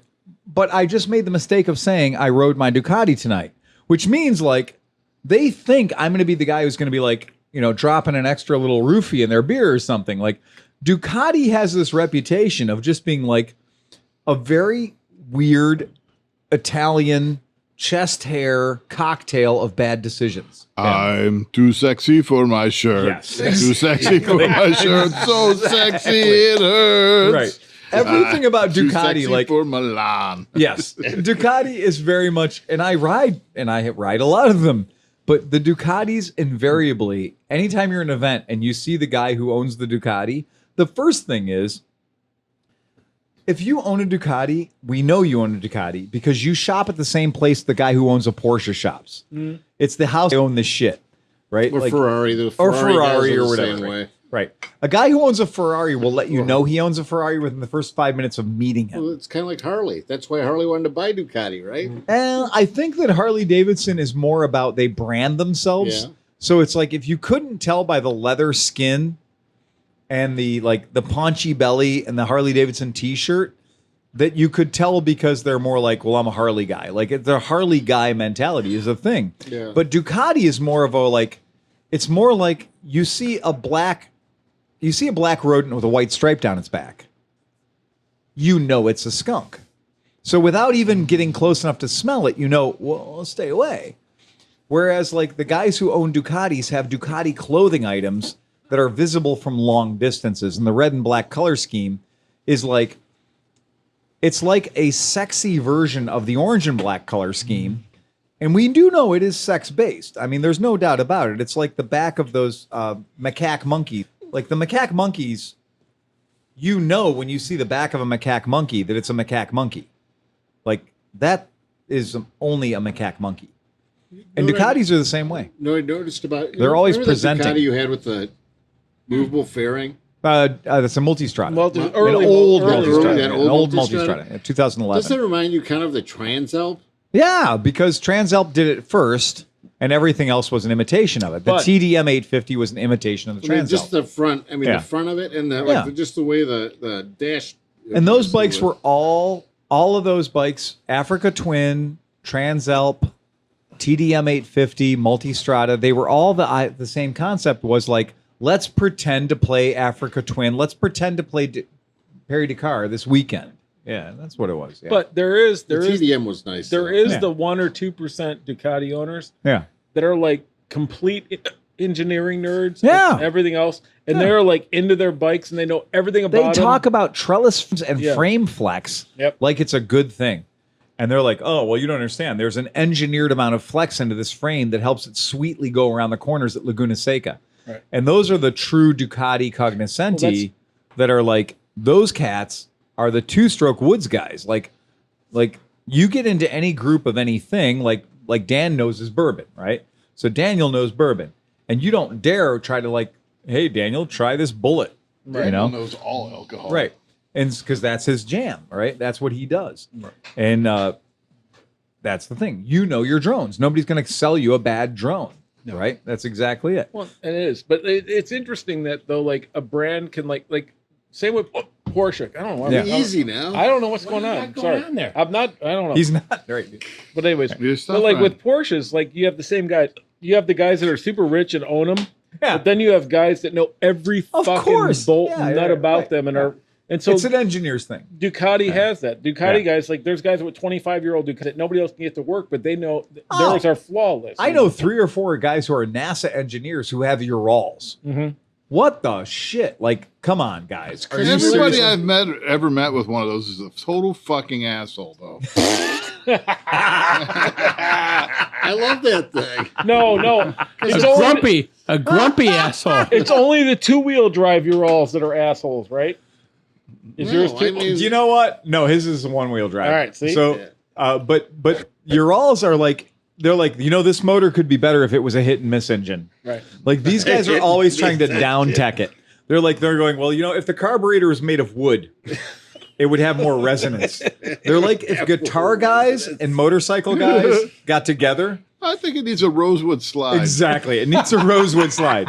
You know what? The throttle body should be hickory, Yeah. but And not American hickory. with brass wound Yes. throttle cable. Yes. Round. Yes. throttle cable. The Ural people are all secretly wishing their Michael was made of wood. That's all it is. Because like putting a BMW engine in it wouldn't make any sense at all. No, exactly. No. Right. Fixing everything that was wrong with the Ural would involve an act of 1989 national reparations and putting a wall back up. Like, I mean, the Ural should have stopped November 11th of 1989 should have been the end of Ural. It would have been like, look, we don't have to do this anymore. We can put really, really good We don't Nicosil. have to embarrass ourselves. Exactly. We can put Nicosil in here. We don't need to be Ostdeutschland anymore. We can just be Deutschland. We can just be Germans. We can give up all this 1937 corrupted, stolen Russian, like where was the line drawn in 1945? Right. Oh, look, we got that factory. Quick, build some shit on 1937 BMW castings. See, can you just rip out the Nepper guys? 'Cause those Niepner guys are the crap. worst. Those are crap. Niepners are Whatever you say, Niepners are Those are historical Chang Niepner. Jiangs. So like the Chang Jiang is really, really bad because it's a Chinese Russian BMW motorcycle from like honestly, I'm going to be conservative and say from World War I.5. When they were having all these little wars between World War I and World War II. They had flatheads. They were literally flatheads. Yeah. They had The Chang Jiang is flatheads. They're straight up They flatheads. actually are kind of they look kind of cool. But you'd be better off to put like one of those Onan engines in. We had one come through the shop and That at green full one. chat, like making it work perfectly, it made 1.13 buddy power. like Anybody in the shop, any single 125cc scooter we had in the shop could rip that thing in twain. Like there was nothing shittier than all the bolts that held up Chang Jiang together. These it things had a lever to get it into neutral. Oh my you couldn't God. use it to get it No. into neutral. You had to use a lever. No, to you get it used a into- stick. Because the stick, hand would, yeah. if you tried to use the hand lever to put it in neutral, it'd just break your thumb. So you'd grab a stick and you jam a stick into it, and if you wedged it hard enough, you could put it in neutral. Chang Jiangs are junk of the highest order. They were truly just like what happens. If you were a primitive society, like say Ewoks, and you're a bunch Or of China. Ewoks or Chinese, and you find a factory that some advanced society left behind, and you can't figure out how to make like the proper like true space vehicle, Right. you might figure out how to cobble together a fairly good toaster. all And you that's had what were a Chang hammers. Jiang is. You had no tools but hammers. Right, exactly. A Chang Jiang is like you do know People's Republic of China. You do is know listening right now that machine over there makes from Houston, Texas. Yeah. That machine over While there, they if you burn- if you press the yellow button on that machine over there, it makes a hovercraft. But you've made a 1920s motorcycle, right? Because you figure out how to press the yellow button. You just were over here manually putting together like cylinders cast out of like railroad ties. It's just garbage, man. Like the more I look at those things, every time I see somebody's like they show up at an event and they're on a Chang Jiang, and I'm just like,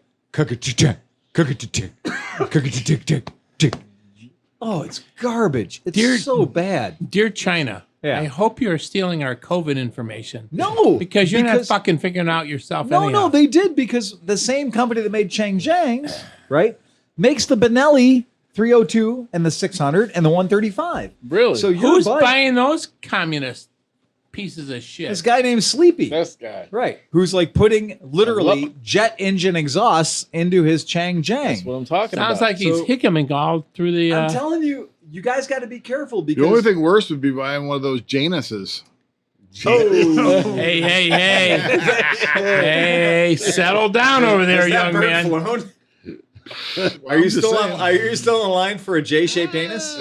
Touche, touche. I sent him a link to one for sale now, and he was like, "No, I want to wait until the warranty is in full effect." Oh no, he wants to have a Janus with a full. Oh, you Well, definitely now, want to. now, wait. You know, I sent an email to the Janus guy to say, hey, the DGR's coming up. You ought to what? send one over, or I'll run DGR? over and pick it up. The D-jar? DGR. It sounded like D-jar. DJ. Yeah. The D-bag's coming up, so I have to So get my so Janus. I'll run over and pick one up, or if somebody's got a trailer, help me out. But bring one over. I think you guys would enjoy it.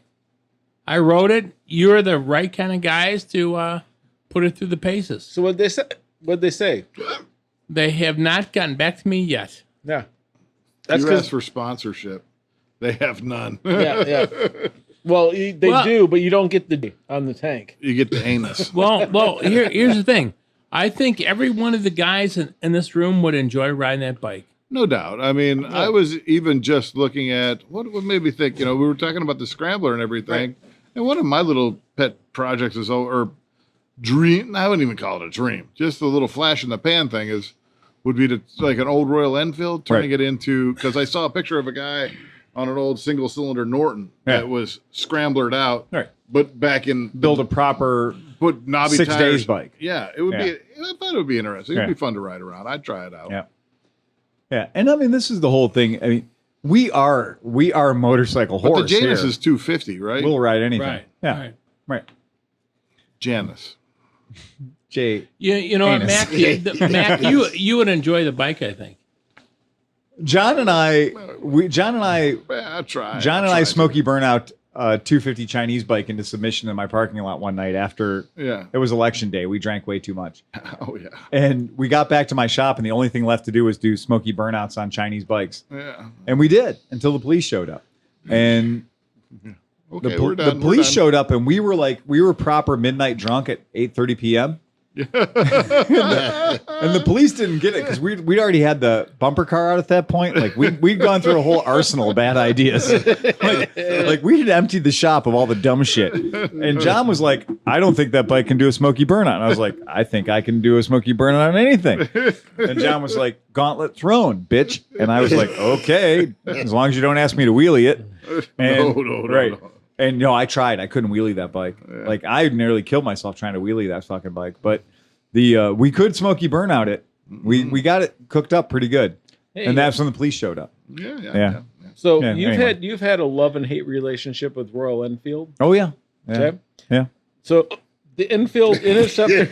I don't know why It's awesome. I love it. I mean, something to remember about the Royal Enfield. Red too, there are still new Royal Enfields that we sold out there running along happily. And everything. Again, that was by far not the shittiest bike you sold. Well, we're all familiar with the Interceptor didn't even have a roof. 650, right? Yeah. The Interceptor 650. The Interceptor. Dude, I'm totally going to buy an Interceptor. No, but seriously, the Interceptor 650 is a popular bike. Right. Yeah. Doing well. Everyone seems to like it. Do you know what they're doing this year? No. They're going flat track racing. Good. They should. Yeah. So Royal Enfield will compete in American flat track racing, Johnny Lewis Moto Autonomy. I'm hiccuping. I don't know. I why. predict they'll get their asses handed to them, but I really commend them for at least showing up. You know why? Because they're going to be racing on the same track with those fucking Indian 1200s, which are just insanity. The new entry will race in the series, which are production calling a scrambler. Oh, God damn it. But they're calling it the production twin class. Royal Enfield slide school instructor Johnny Lewis will be piloting the new machine against established competitors from Harley Davidson and Indian. Hey, okay, all right. I don't. Hold your breath for 10 seconds. Stand on your head. Don't scare me. No, don't you dare scare me. I know you can do this. Your wife's pregnant. Pretend you took a big bong hit. That means it wasn't me because I have a vasectomy. Exactly. So, yeah. And that's why it's even scarier. Yeah. You had a nosectomy? No sex to me? No sex to me. Yeah. So I do understand, like, yes, it makes perfect sense they get into flat track because flat track is something that Americans do like. It takes place in a nice confined area and it's good for marketing. Flat track is really, really good for marketing. Yep. And it does give you a win on Sunday, sell on Monday mentality. Yep. Now, I don't think the Royal Enfield is going to be winning on Sunday. Yeah, we got to have a rev limiter at like 3,000 RPM. Because that motor is not meant to rev. Yeah, it's just, I mean, it is. I'm glad that they're doing that because they need to do that. And Enfield UA, it's not, I mean, they've been doing a great job in the U.S., but the field has been so weird. Like, it's hard to tell what's a good bike and what's not a good bike in this time when America's social a novelty distancing type of bike situation where nobody was trying to be like, "Ooh, this is the best sport bike," or "This is the best off-road bike." You guys want to hear the greatest rumor I heard this week? Yes, from 5 different customers. Well, not customers. They haven't spent any of my money in the shop yet. But so 5 different people have told me that they heard I was going to be a Ducati dealer again. Congratulations. Thank you. I'd like to, on behalf of everybody here at Cleveland Moto, I'd like to thank you guys for letting me know that I was about to be a Ducati dealer. Ducati hasn't notified you yet, but they're going to let you have the privilege of it. No, Ducati did notify me. Oh. So yesterday I took a phone call from Ducati North America where they told me in no uncertain terms. You're right down the road from Triumph. Right. So we want you to be a... Well, Ducati dealer, right? So the former situation was that Northern Ohio Ducati in Canton, Akron, Ohio had one building that on the left half of the building was Ducati and the right half of the building was Triumph. And this is how they got around the whole, like, we don't want anything but us in our room. You know, like a lot of the manufacturers are very funny about that. They'll be like, we want to make sure all of our shit's in your room and that no competitors can get into the room with us because we only want you to represent us. And that's usually the sign of a very, very small penis. So when we deal with these guys, if somebody says, like, you can only be a Triumph dealer and nothing else, we're usually like, well, you're very small in the trousers and we don't want to work with you anyway.